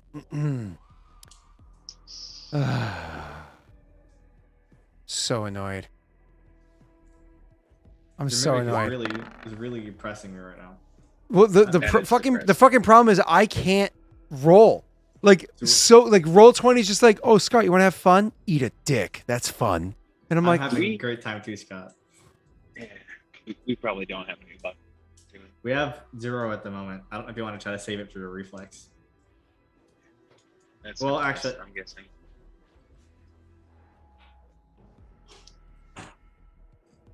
Did you flank the door?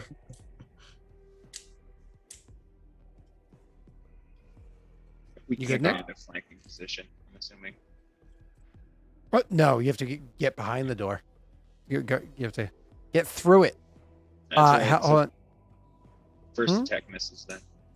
Okay, give me half a tick before we finish that missed attack. That's an 18, same as what Varix's was. So that being an 18, why don't you go ahead and roll me a reflex save?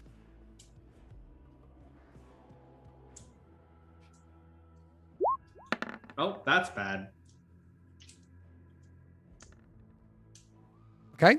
And now we also have your Naginata is also Stuck. So I Stuck in the should door. be able to just proc a charge from my vest, and I'm affected by freedom of movement, and I can just pull free. well, you have freedom of movement. In theory, I think your equipment should as well. Give me half a tick Yeah. to confirm that. But I don't know because there's a difference between freedom of movement and this. So give me 1 second. Yeah.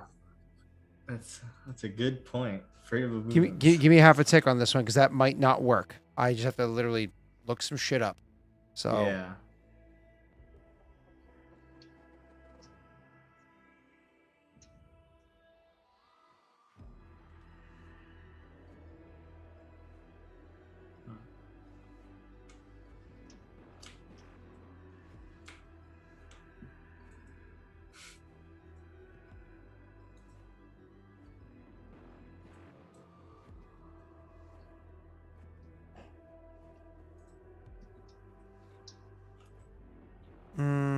doesn't help me. What does it say? So just for 5 kills this week, I have the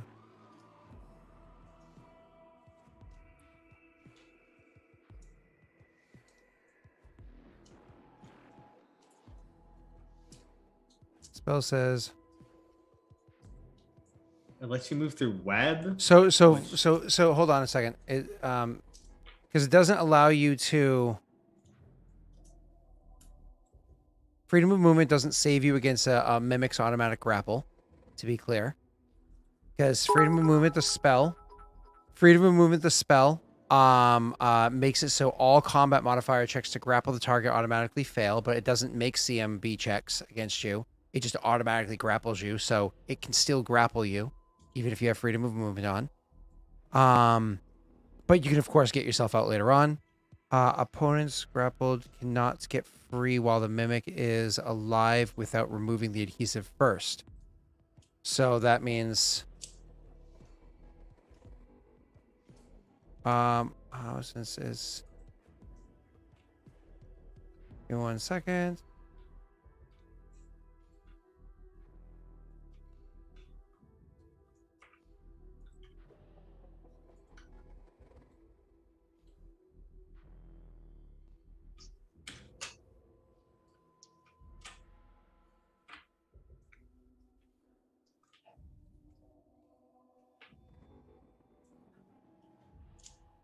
Yeah, literally, it's still grappled. The only The only way to get it out is to remove the adhesive or have the thing be dead.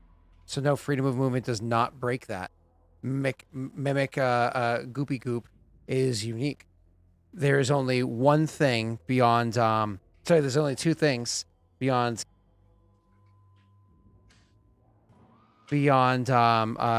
killing it or a strength check that work.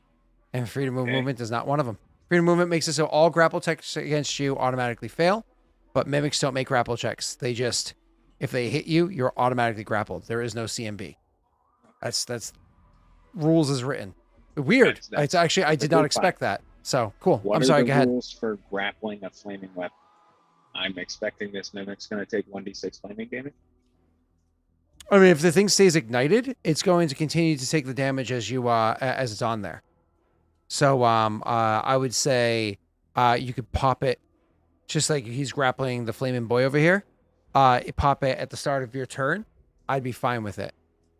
Okay. Yeah. I have a second attack, so can I just use that as a strength check, or is that? Strength check is technically its own. It's a standard action to do. Yeah. Gotcha. So, If you had like the ability to draw a weapon as a free action, you can make a second attack with that other weapon as a free action. But you have to have like quick draw or like a magic item or whatever that allows you to do that.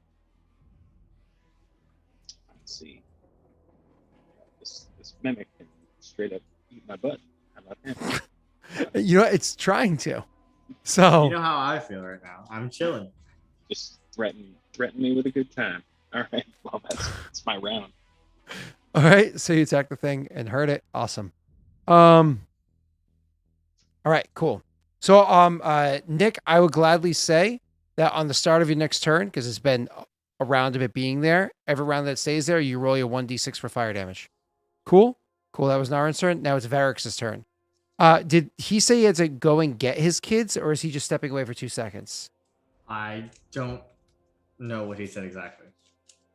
He just said, I have to go. And I was like, oh, you're good, you're good, you're good.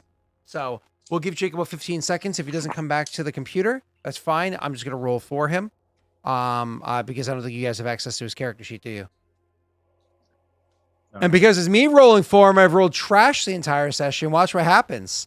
I'm going to roll really well because it's not me rolling for me. It's me rolling for someone else. It's going to be a great strength check. It's going to be nat 20, in fact. But is his weapon stuck? Yeah, you said it was grappled by the tongue. Okay, cool. Yeah, that's right. All right, looks like he's not back. So, would Varrix actually, click the wrong button. Would Varrix actually, strength check, or would he, pull out a separate weapon? I'm just going to look at his sheet real quick. Does he have a second weapon? Roll 20 is very slow for me consistently. It's really annoying lately. All right, I'll be slow for you. so he has his magic falchion. And then he has a bardiche. What's a bardiche? It's a reach spear. It's the one he used against the Ashen Boar. Oh, I imagine that would be like on his hip. Sorry, on his back. If the other one's usually at his hip, that's on his back, right? So rather than, I'm just trying to check. So the damage for the falchion, they both seem to have the same chance to hit. Oh, that makes sense. The damage, instead of being 2d4 plus 22, is 1d10 plus 21. Why does he have such a huge plus? Power attack? Oh, yeah, it probably includes... Does it include power attack? So Yeah. strength is 8. So hold on, let me look at it. Strength and a half is 8. It becomes 12. But is this factoring in power attack for his attack roll, though? Yeah, you should. If you click it open. His Bab his Bab is 10, plus his strength makes it 18, plus his masterwork, which makes it 19. And his chance to hit's only a plus 6. So yeah, that works. That makes sense. Plus 16, yeah. That makes sense. Okay, cool. Power attack is what makes it happen. All right, he's going to make his first attack. He's going to pull out the bardiche as a move action, so he gets to make one attack with it. Utilizing power attack, as you were just saying. So here we go. Watch, I'm going to roll so fucking good. Oh, at least it was middling. So he hit, and he does actually get to do damage. So I'm going to go ahead and roll the damage for it. 27 points of damage, which is pretty friggin' solid. Give me 1 second. reflex save. And then I have to make a reflex save. Okay. His reflex save, reopening his character sheet. So I had to take the... Oh, fucking roll 20 broke on me again. It did the whole thing where you double click the character sheet to make it bigger, and instead of making it bigger, it just makes it so you can see it. And then you have to like manually make it bigger, and then you have to reset all of roll 20 afterwards. He has a +8. He has an 8. He has an 18. Do you guys want him to luck that 18? 18. Oh, 18 failed last time with his falchion. So correct. He can luck it, 19 or he has his rage ability where he gets to burn 2 rage to How many rage? Hold on one second. I had to reset the fucking roll 20 again because it likes to break on me. Sent them a message. Let's see if they even care. They probably don't. Mind you, they just charged me just yesterday, so it's like, But all right, let's say rage. Is he actually taking down his actual rages? Where is his rage ability? It's supposed to be X number of times per day. Where does he have his rage on here? Is it on his token? It's not on his token. And does he not have it in here? Bro, you don't keep track of your rages? Like, here's blood rage, but he doesn't have an X number per day? That motherfucker. So there's like a whole math that I do. Oh, actually, I could probably pull it off of here because I have it set up for his, for your, what's your guy's name that goes grr? Oh, Urzog. Urzog, thank you. Is that your guy? No, it's his guy. Yeah. Sorry, I said your guy. Yeah, well, it's my advisor. Oh, yeah, that's right. I forgot about that. Give me half a sec. So it actually still made sense for you. I can't believe he doesn't keep track of his rage. It's going to make me rage. Doesn't come up very often, I guess. Often enough. It's 4 plus con at level 1. Wait. Up to Urzog's rage. Well, he switched classes. Oh, that's right. So he probably doesn't even have it. It's 2 times level -1, so it's 9 times 2, so it's 18 plus 4, so it's 22 plus his con mod. It's so fucking annoying. There's a way that you can put it in that automatically keeps track of it for you, but hold on. So it's 2 times your level, right? Well, yeah, it's 2 times 1 minus your level. 2 times 1. What? So it's 2 times your level -1. Why -1? Because it's 4 plus con mod at level 1, and each level after 1 is 2 additional rounds. So it's 18 plus 4 plus his con. So 22 okay, plus I gotcha. con. 22 plus con, gotcha. So 22 plus his normal con, is plus 2. So it's usually 24, but right now he has 2 more of it because he's raging. So it's 24 rounds is what he's allowed. So he's planning. Well, hold on, but he's also used this ability multiple times today, and what the fuck? And didn't keep track of it. He used it once there. Okay. So he raged, and when he broke the chest, remember? Oh, wait, did he rage when he broke the chest? No, it was the door earlier. The door. It was the door earlier. He raged when he broke the door. No, but the door was, we rested already. It was this morning. No. Yeah. The door was not this morning. Last night, you guys slept in a hallway, a half-hour walk from a door. Yeah, and the door we opened because it opened on our side. And then you went to the room across the way, and that wasn't this room. That was a different room. That wasn't this room. This is the second room you've come to today. No. Yes. No, you're wrong, Scott. This is the first room because we walked the 30 minutes. We got here, and then you said this room is different than the 2 previous rooms. I have to go back to my map. And then this wouldn't be an issue if Jake fucking took care of his goddamn class. This is the first time you used rage today because we just rested. I have to double check now. That is correct. You're probably correct. I'm just annoyed that I have to deal with a mic situation at the moment. Like, bro, it's your character. As the one perk of not having might be a PC anymore. Is I don't have to carry a bib around with every character. Maybe So he that missed was his spot. He's tracking it. day. So your first day of travel, you traveled to here, and then you slept. And then your second day of travel, you traveled to here, The 2 rooms. and then you said, "Fuck it, let's keep going," and you traveled to here. But then you stopped right beforehand. And then we And then entered the room. this is exactly what you just said. Okay, cool. Yeah. So you are correct because and both of you were combined in that one, so that makes sense that you're correct anyways. All right, cool. All right. And then for breaking the chest, I don't think he ever activated rage. So in combat, I think he's been 3 rounds of rage, and I think he used that D6 ability once. So I think that's 5 rounds used. Yep. All right, cool. All right, so Maybe he's used tracking 5 the rounds, spells.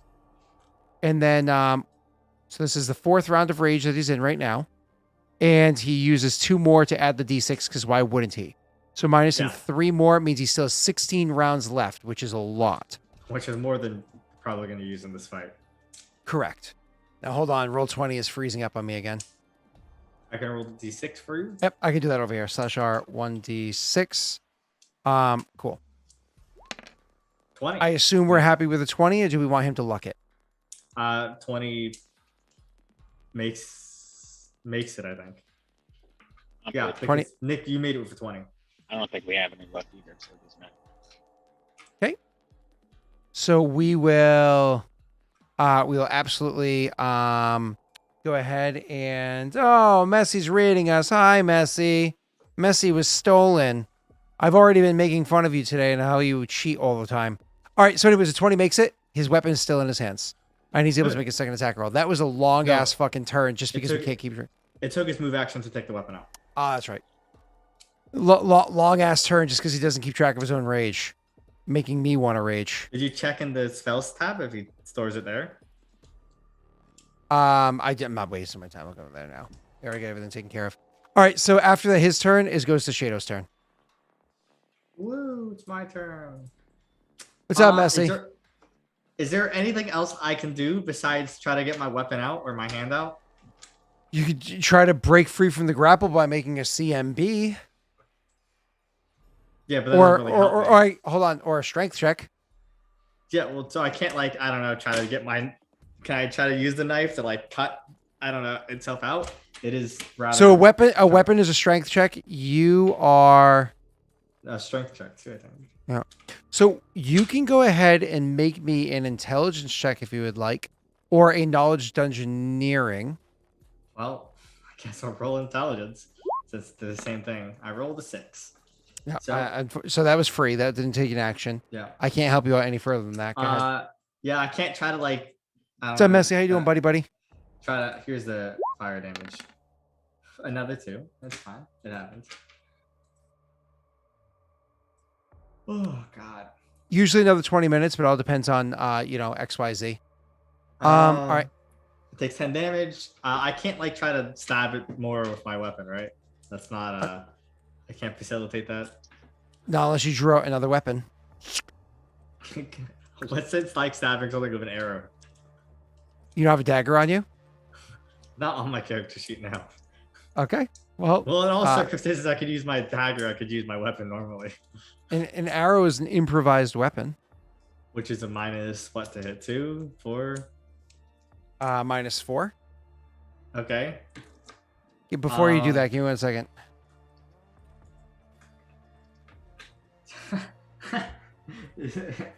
Let's see. I don't get dex damage, so I don't get weapon focus. I assume the arrow is not weapon finessable. Is it a swashbuckler weapon? I guess is the question. An arrow is not a swashbuckler weapon, no. So, Messi, they're fighting the first ever mimic scene in Aurorum. So, is the arrow a one-handed or light-piercing melee weapon? It is, I would say, it is a light weapon. Yes. But you're not proficient with it. That's fine. I don't need to be proficient with You might have to be proficient with it. It's not No, proficient with it. first, it says with a light or one-handed piercing melee weapon. So what's your ability called? It's precise strike. It's a big blob of text. Can precise. Oh, fuck you. That's not what I'm trying to do. Can precise strike with improvised weapon. He didn't get a second attack.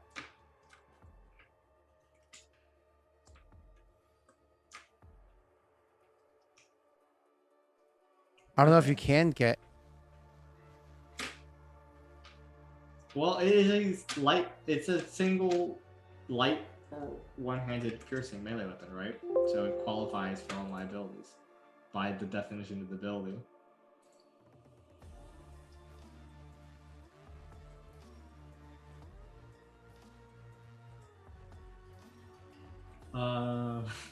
This is an odd circumstance I'm in. Yep. I need to pull up Swashbuckler because this is a mess. So, what's your ruling on it, Scott? Give me 1 second. I'm trying to figure it out. The only thing it says that doesn't include is natural weapons. So it doesn't say anything about improvised weapons. So theoretically, the style that you use improvised should work with it. I see no reason why it wouldn't. Which means my weapon finesse. Everything's fucking giving me answers from 5e. I don't care about 5e. I'm trying to find out.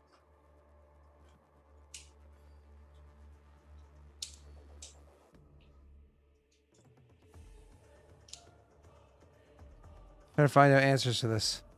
Sneak attack with a ranged improvised weapon. It doesn't matter actually. If the arrow is not a monk weapon, so It's definitely not a monk weapon. So it doesn't matter. I don't qualify for it. Only monk weapons. Okay. That's why I went to double check it. So, so what? The arrow's gonna do 1d4 plus my strength mod. Yeah. Well, I'm gonna try to rip my sword out, I guess, because the arrow damage is gonna be negligible. Okay, then you go ahead and make a strength check. Not 20. I feel it. That's a 2. I failed. Bro, And... at least listen, you're stuck. At least you're taking all the bad rolls for the party. Like, the good news is you're actually just absorbing the bad rolls for the party. I will. The problem is you then pass that bad luck to me. I add the 4 to my AC again. Okay. You're burning through all your grit, which I'm perfectly fine with. Well, so what? I have no other use for it. I can't attack. God damn it. The fact that I am consistently, this is the highest roll I've made in 5 rounds. It's the highest roll I've made in 5 rounds. At least I hit you. Yeah. With Daddy's dice, at least I hit you. You just hit too. God damn it. I have to check my damages because I haven't done it yet. You All did right. do it. It's Uh, 1d8 plus 9.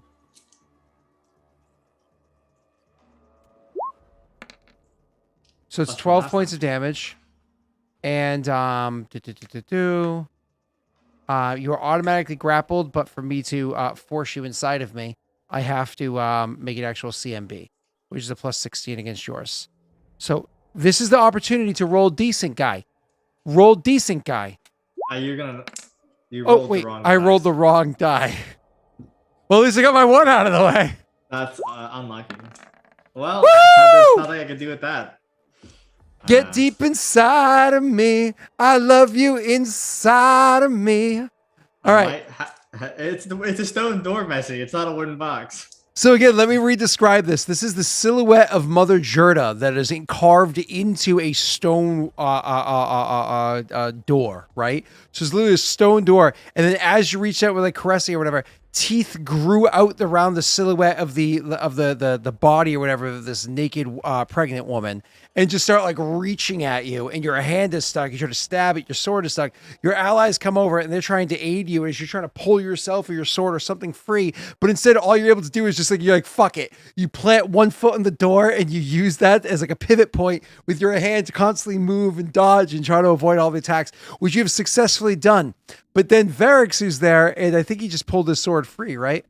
No, he has a. Oh, so with the so now perfectly ingrained inside the gums or whatever in between the two teeth of the sword got stuck. The tongue finally comes free and wraps around your leg and starts wrapping up and around your leg like we're watching some sort of hentai with some sexy tentacles here, and wraps around your waist and starts pulling you in, and you're like pushing back as hard as you can, and it's pulling you, and you're pushing back, and it's pushing back, and all of a sudden the lips themselves just stretch out and go oh. And then pull in, so you get sucked into the door. And so all of a sudden you're just inside as the tongue has you, as you're trying to like pull and rip free, but you are pinned inside the thing, and the teeth invert themselves inside the mouth and start coming at you like razors. We'll deal with that on its next turn when it automatically is able to constrict you, and does a good amount of damage. But for now, 60. it is because wait, do I constrict you instantly? Hold on, give me 1 second. No, there's no way. There's no way you can. No, a lot of bad guys constrict instantly, but I don't think you do. I don't think this one does. This one does not. It doesn't say it. So okay. That's just mean. No. Well, a lot of bad guys do though. It's just this one doesn't say that it does. So Nick, it is your turn. Help.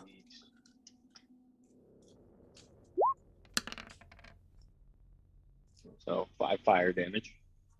Okay. And then I'm gonna do my strength check. Okay, so you're trying to pull it free? Okay, this is your standard action is to pull free your weapon. Yeah.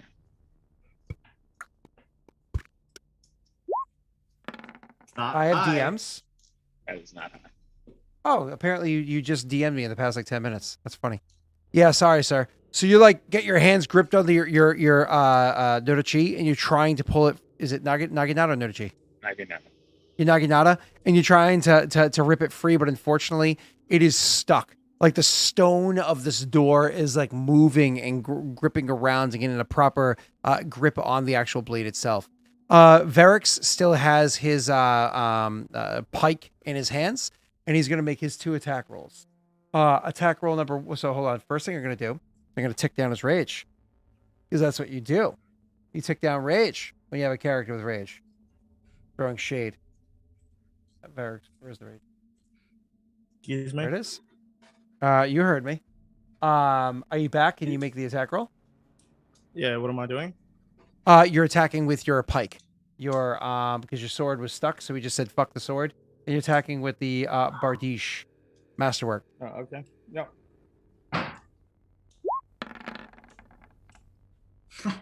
That's a hit.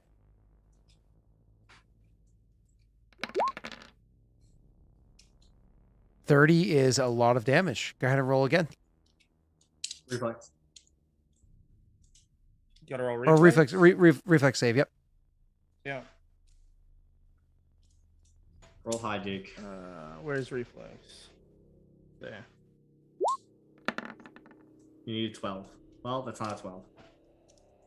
Well, what you can do is you can burn 2 rage now that your character sheet tracks rage, and you can add a d6, and if you're happy with the results, you can add a luck die. Or you can just say, I'm not going to hit that, and it's not worth it. You need... You know a 20 works, you know an 18 doesn't, you don't know about an 19. I'm never going to hit that. Well, you have a chance. It's just, that's a low chance. It's a low chance. Yeah. It's worth it to burn the 2 rage to at least see if you get the 6. I am being munched right now, by the way, just to be clear. Swallowed. Right. Slash roll 1d6. Yeah. Yes, sir. Roll. And you See rolled if low I enough, it's not worth trying to burn luck. You know it's not can't. because you know an 18 doesn't work. So Yeah. down to here. All right. All right. Cool. So that's it. That's your turn. Shadow Tesla, it's your turn. What you're inside of The it being last- consumed. Well, You're my stuck. last turn, it takes 12 fire damage. and Ooh, that's a lot. It's the last round my crown is active. Mhm. Which is very unfortunate. So, am I stuck? Is the inside sticky like the outside? The inside is sticky like the outside. It's its saliva. It's its excretion that it has that does this. Yes. Mhm. So am I grappled still? Is it worse? Is it restrained? It is. You're pinned. Oh, pinned instead of grappled. Got you. Let's see what's under pins now. Oh, you can't do much. Yeah. Can I do anything? How do I? What can I do, Scott? Attempt a CMB to get out. Is that like my only option, basically? Actually, it says grappled. So opponents grappled cannot get free while the mimic is alive. Yep. Okay. So. Oh, so I can't do anything. Yeah. No, I guess not. I can't even like try to stab it with an arrow, right? Because my arms are fucked. The rules of pins, I think, make it so you can't make attacks. No. So, well, I mean, Use his what action to happens. panic. To be so just so I know what's up, a spell like ability doesn't require any type of components, right? What was that? A spell like ability doesn't require any components. It does not, but you still have to make a concentration check. DC equal to whatever it says under the pinned condition. Oh, do I really? Because I was checking. 100%. Yes. I will check this to make sure. No, I know for a fact spell-like abilities require you to make a concentration check. I know it for a fact.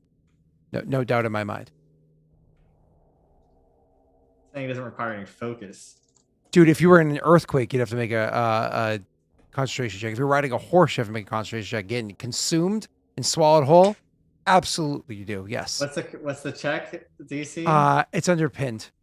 Okay. Well, I won't do that this turn. I'll see how much damage I take, I guess, and then I might have to shadow walk to not die. Okay. So it is 10 plus spell level, plus the grappler's CMB. Oh. So never mind. That's not possible. So that's a 26 plus the spell level, which I don't know what spell level is. So 26 plus, let's say 4. So a 30. So a 32 you'd have to make for a concentration check. I can't make that. So unless you roll 90-20. So actually, no, that doesn't even apply because it's an ability check. So that doesn't even apply. No, but it's good things happen in 20s. So you. That's right. In this campaign, yeah. This campaign we accept that, so that's true. So you have a 5% chance. So you want to wait and see how much damage you take? Cool. Well, I don't really have much of a choice because. No, you're fine. It's not like it's crazy. All right, cool. So you automatically take the 1d8 plus 9 because it constricts. But then because you're pinned, you're denied dexterity bonus to AC. It also gets a sneak attack on you, which is sneak attack. Yeah, it has a couple levels of rogue. Wait, did you add that to it? No, it's on the page that I'm using. So you take 22 points of damage. I actually rolled trash. Yeah, well, one good turn I die. So. And that now it's its turn, so it does that automatically too. You're no longer a concern. It happens to Varix is right next to it. Narin is Varix's weapon is not stuck, is it? It is stuck. No, it is stuck. Oh, both are stuck. Ooh. Yeah, it is. I'm also that weapon has reach, right? So they both have reach. Yeah. Okay, cool. They both have reach. I would say since you've already lost 2 weapons on it, you're probably my better bet. Let me think. Yeah, I'm gonna go for you. It is going to. It actually has an ability called Lunge, which means it takes a -2 penalty to its AC until its next turn, and it increases its range to hit by 5 feet. And it's going to attack Varix. So all of a sudden, more or less, its tongue whips out of its body again and reaches out and starts trying to lick and grab at Varix. So I'm going to attack Varix. Oh, shit. Wrong buttons. Okay, I'm doing this all wrong. Let me just hand type it. 20 plus 17. My AC drops by 2 for next turn. God damn it! Oh my god, I keep rolling so low on my attack rolls. I don't know what his AC is. 19's probably enough, but I'm going to do this just in case. 22, does a 22 hit? 22 does hit, but can I use this at all? What is Windy Escape? Hold on. Immediate action. You respond to an attack by briefly becoming vaporous and insubstantial, allowing the attack to pass harmlessly through. You gain DR 10 magic against this attack and are immune to any poison, sneak attacks, or critical hits from the attack. You cannot use Windy Escape against an attack of opportunity you provoke by casting a spell using da-da-da-da-da. So if my damage is not enough to harm you, I do not get to grapple you. But if my damage is enough to harm you, I still automatically grapple you. You are instantly grappled. My damage is 1d8 plus 9. So you have a 1 in 8 chance that you're not grappled, and a 7 out of 8 chance that you are. Okay? I still have a DR of 2, right? They don't stack. You Oh, take that the better would of the apply. 2. Okay. Correct. Yeah. But the fact that it's magic does apply. This creature does not have magic attacks, to be clear. Yeah. So here we go. Okay, there you go. You take 3 points of damage. Bye, Project. You take 3 points of damage and are automatically grappled. So make sure you apply the grapple condition onto your character. You're still 10 feet away. Oh wait, no. Grappled means you're supposed to move into my square. So you're immediately pulled up 5 feet or 10 feet even to be like in my square, and you are now automatically grappled by me.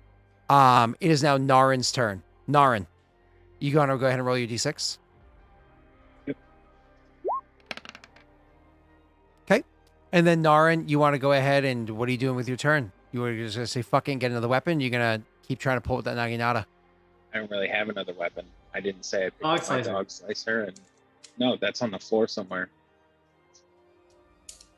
Go ahead. Look at it. So you make your strength check.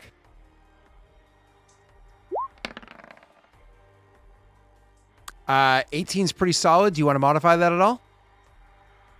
What do you think? I have no idea. I'm gonna go for it because Yeah. you guys are kind of boned. I don't know if we have.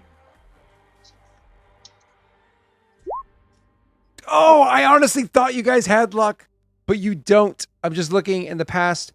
No luck has been given in about 2 hours. So no. So it's an 18 total. And Nick, is your modifiers, everything's exact? That's all correct? No. Okay. Then you, in that's it. fact, did fail with an 18. You failed with an 18. Okay. It's now Varrix's turn. Varrix, you have a 2-handed weapon in your hands. You cannot grab a fight without a one-handed weapon while you're grappled. Do you have any other lighter weapons on your person that you can attack with? Yeah, I can't full attack though, even when grappled, because I'm grappled, right? No, because you have to draw a weapon. No. I can attack with my claws. You have natural claws? Yeah. How do you have natural claws? Is it a rage ability? I got it. Yep. Oh, that's It badass. hasn't Then been absolutely. showcased until this point. That's so fucking cool. Okay. Describe this. Take the moment. And yes, you get a full attack while you're grappled. Just make sure you click grappled on your character sheet so all the penalties apply to you that are supposed to be there, okay? Yep. Cool. You go right ahead, man. This is awesome. Yeah, well, nobody's really noticed, but you can see Varrix's hands like gripping the weapon. He can't pull it free. He's being grappled, and you just see out of the ends of his fingertips, the bone just sticks through, and it's like very sharp bits of bone out of each fingertip. Oh. So he Is this your fingertips? Like not Wolverine style, like Yeah. It's almost like the skin just like peels back. Oh god, my hands. Ew, they Yeah, get right? Like I actually have like almost like a fingernail that I cut a little bit too close right now. So and I'm just like, ouchies. This little bit of pain now feels worse. Oh god, kill it, Jake. All right, everything's horrible. Where is it? Everything sucks. I have a 5% I can't chance stand to when not Scott die. is the DM. Alright, I'm going to Destined Strike. I get a free action up to 3 times a day that can grant me an insight bonus equal to half my Blood Rager level to attack. Okay. Oh, so +5. Sexy. Yeah. Okay. So we'll just post math it. That's fine. Yeah. Do your first attack. That's a +5. +5 is a 24. Are you comfortable with your 24? Yeah, we don't have anything else, so yeah. Wait, you are not dazzled, correct? No, I'm not. Its AC is exactly a 24. Holy shit. It's been a 24 this whole time, baby. That's higher base AC than us. It's exactly a 24. Holy shit.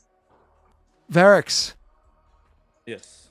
take the moment, savor it, and describe as you have these bones ripping through your fingers and you're getting grappled by the thing. The tongue is wrapped around you, trying to pull you in, as if the mouth is half chewing on trestle and the other half is and then wide. the tongue trying to pull you into it. You have Naren back there trying to rip, and everything is weapon free. Go ahead and describe it, sir. Yeah, well, you see, Varix, he's still got one hand wrapped around the weapon, and he's with his other hand, the bone protrudes from the fingertips as he grabs hold of the tongue and just rakes along it, and yeah, like probably cuts out the tongue itself, and the thing kind of goes limp, I'd say. Yeah, probably starts like rest of the tongue is like whipping around, and you can imagine like this like purplish greenish blood just kind of spewing everywhere. Like it's purple inside the veins, but it's greenish. Sorry, it's greenish inside the veins, but it's purplish on the ground as it's like spewing everywhere. And eventually, as the thing's kind of like writhing and moving and whatnot, it finally falls. The whole door kind of collapses in on itself, and now you have this big stone door kind of like fallen down and still taking up a good 2/3 of the doorway itself, in it almost like fetal positions, but like a vertical fetal position or whatever, and you still don't see Tessel. I'm like stuck in it. And speaking of stuck, that tongue is still attached to you, Varix. And your sword, your Nodachi, or sorry, Naginata is still attached to the creature, and you still can't move inside there, Tesla. You guys can't move. You can't anything. I mean, well, he can't move. You guys can move. You just, you still have a tongue stuck to you. Go ahead. Well, what I'm going to do is let go of the reach weapon and grab hold of the hilt of my falchion and just attempt to like rip it free. Strength check.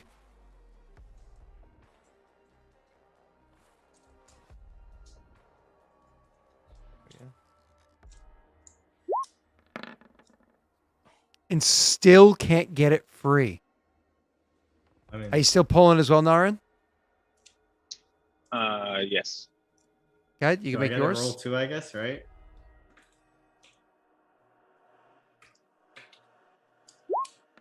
No, you roll nothing, Sal. Well, it's dead now, right? Not yet. So, Nick, unfortunately, yours is still fucking stuck. I feel Without us like wasting, D6 fire damage should help break free. without wasting any IRL time, the adhesion on a mimic lasts for another 30 seconds after it dies. So you can imagine for the next 30 seconds or so, you guys are ripping and tearing at this thing, and just because it makes sense thematically, even though in theory you could pull it free, we'll just say for the next 30 seconds you're trying to pull these things free. And all of a sudden, the adhesion on it, this like scoopy liquid starts to harden, almost like glue. It's starting to get like crusty and harden. And then finally you're able to like pull it free as like the little bits kind of like break and flake off of it. And then as that happens, you can still hear like inside. And I imagine, with the combination with the claw, or I don't know if you'd even stay raged that whole time or whatnot, but you can hack and cut through this creature and eventually cut poor Tessel through, cut him free.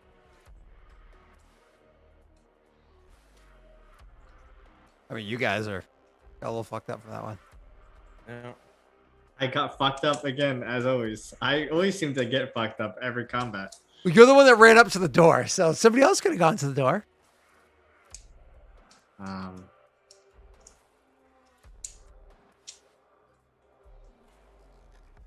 Who knew doors could be so deadly?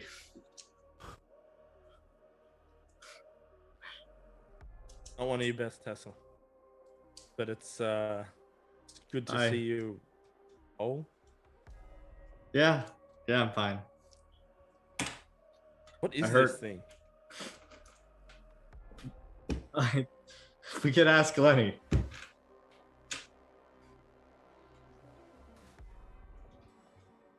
I like step out of this. Is it like, what does it feel like? Does it feel like stone? Hard, but not quite like stone. Very, very, very, very hard, but again, not quite like stone. Just it's hard to describe. It's just so tough, but still pliable. Almost like imagine like a really hard clay. Like a really hard, no, I'm saying clay, like Play-Doh. You know what I mean? Like on the verge of being solid, right? Is there anything behind the mimic? Was it Um, actually acting as a door, or So on the other side of it is in fact a hallway, is in fact there. Yeah, they yeah, it's there. And the fun thing to note is that strangely enough, the there's broken stone on the ground in the hallway. Interesting. Is there more of the mushroom, whatever it was, stuff that's mold going Yeah. up that hallway? A semicircle bit down the hallway, Yeah. and then yes. Is there anywhere the tongue could reach it? It consumed. Okay. All right. Yeah, well, listen, we don't even know what a fucking mimic is. So, I suggest we make our way back home. The to be clear too, Nick, when you look at the mold on the other side, it is more. Wait, hold on. Continuing to head south, it is more alive. So again, same idea as what you saw inside this room. It has that like you're pretty sure the mycelium is alive, even if the flowers are not quite. You're pretty sure it is. And it's up to you if you guys want to continue on or not. Obviously, the session's coming to a close, but you're pretty sure if you continue down that path, you would not be surprised if you eventually come across live flower as well. Fruit. I'm saying flower. I meant fruit as well. I'll take a sample from the spores, and then Naren's done. He's done. I will hire adventurers to explore this underground catacombs. That's what they get paid for. No, you should hire people to set up pulley systems so we can move through these long expanses that we've already covered faster. Just sit inside buckets and idea. you guys could just sit there and play cards while somebody else pulleys you. Give me a little mine cart, and then I'll bring my Kamatori down here, and it'll just pull us down. Do you really want to spend more time on this? We could hire people capable of fighting, I'm sure. That is what adventurers are for. Yeah, I'm never adventuring in your lands again. That's it. Hey, listen, it wasn't my fault, okay? How am I supposed to know fucking Dora's gonna start eating me? Yeah, it wasn't my fault. That's what he said when he burnt down the forest. All right, let's go. The Hathaway did that, remember? Oil doesn't just light on fire. Do you guys start walking back? Yeah, we go home. And this is only the half hour bit, right? So to be clear, again, we're gonna bring the session to a close, but before we do so, you walk 5.5 hours or so to get you back to the room that was, 5.5 hours so to get you back to the room that was up there. If you include the trek down here and what have you, you've been going for probably about 6.5 hours, whatever at this point. I don't know if you would stop and rest before you keep walking, or if you would just kind of push on. There's a reason why I'm asking this. I think we'd push on for as long as we could. Yeah. Cool. So then easily 2 more hours you guys make. Just make me 2 fortitude saves, and then I can I explain something, but I'll go into way more detail next session. I'm reading Charm Life to be clear.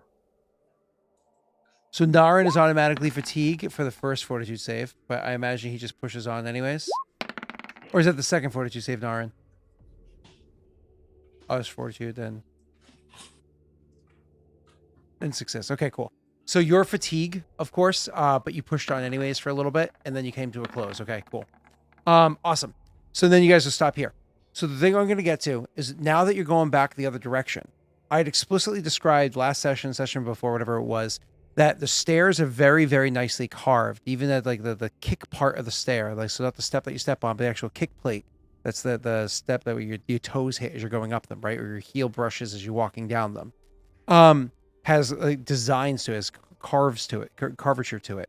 As you guys are starting to walk back up the other way, you come to the realization for the first time ever, it is imagery. It's imagery that looks like it lines up to be like a mural. We'll get back to that next session. When you're at the bottom of the stairs, which your back was to them every time, looking at the actual stairwell, and you can see all those kick plates, it's like a mural. And as you walk up them, the mural moves as you walk up the stairs, giving you almost like an animated kind of thing. So, and we'll touch on that next session. So, cool. Well, I won't lie. Steve dropped what's it called? Go fuck yourself. To make an illusion thing, but I was like, no, I'll use my first ever mimic, and I used a different, not a standard mimic. I'll talk to these boys about it afterwards. But then beyond that, he also used a curse, so I allowed it to, and it semi makes sense for what it was that you were fighting. But I'll go talk about you guys afterwards. I put as though cash level 7 stone skin on it, and I gave it fire resistance 5. So that gave it 70. DR 70, but only against like the first 10 points of damage gets ignored, but then after that, so it's DR 10 for 70 points, and then fire resistance is 5. So you had to work through its 125 health points as well as XYZ. So that almost gave it like an extra 100 health points against the fire and the this and that. Otherwise, you guys would have hosed that thing in like 2 rounds. So it just, thank you, Steve, for the curse. That was worthwhile. It made it like really, really good fight. That was a lot of fun. Poor Tesla was like, I hate life. I don't know why I go in caves anymore. I'm the best person to be targeted by it, to be honest, because I could add it to my AC. No, I disagree. You're the one that's most likely to never have your weapon get stuck. You just happen to roll shit that one time. Not wrong. Like if you rolled, like it's the DC's a 19 for the reflex and the strength. It's a 19. You guys keep getting 18s. You roll a natty 1 to get a 17. If you roll a 3 or higher, you automatically pass. So. Anyways, all right, let me find somebody to raid. Let's get out of here. Nick wants to go to sleep. Here's a fun person. Let's go raid her. And we will head out for the night. Thank you everybody for coming by and helping out. Yeah, cool. Bye everybody.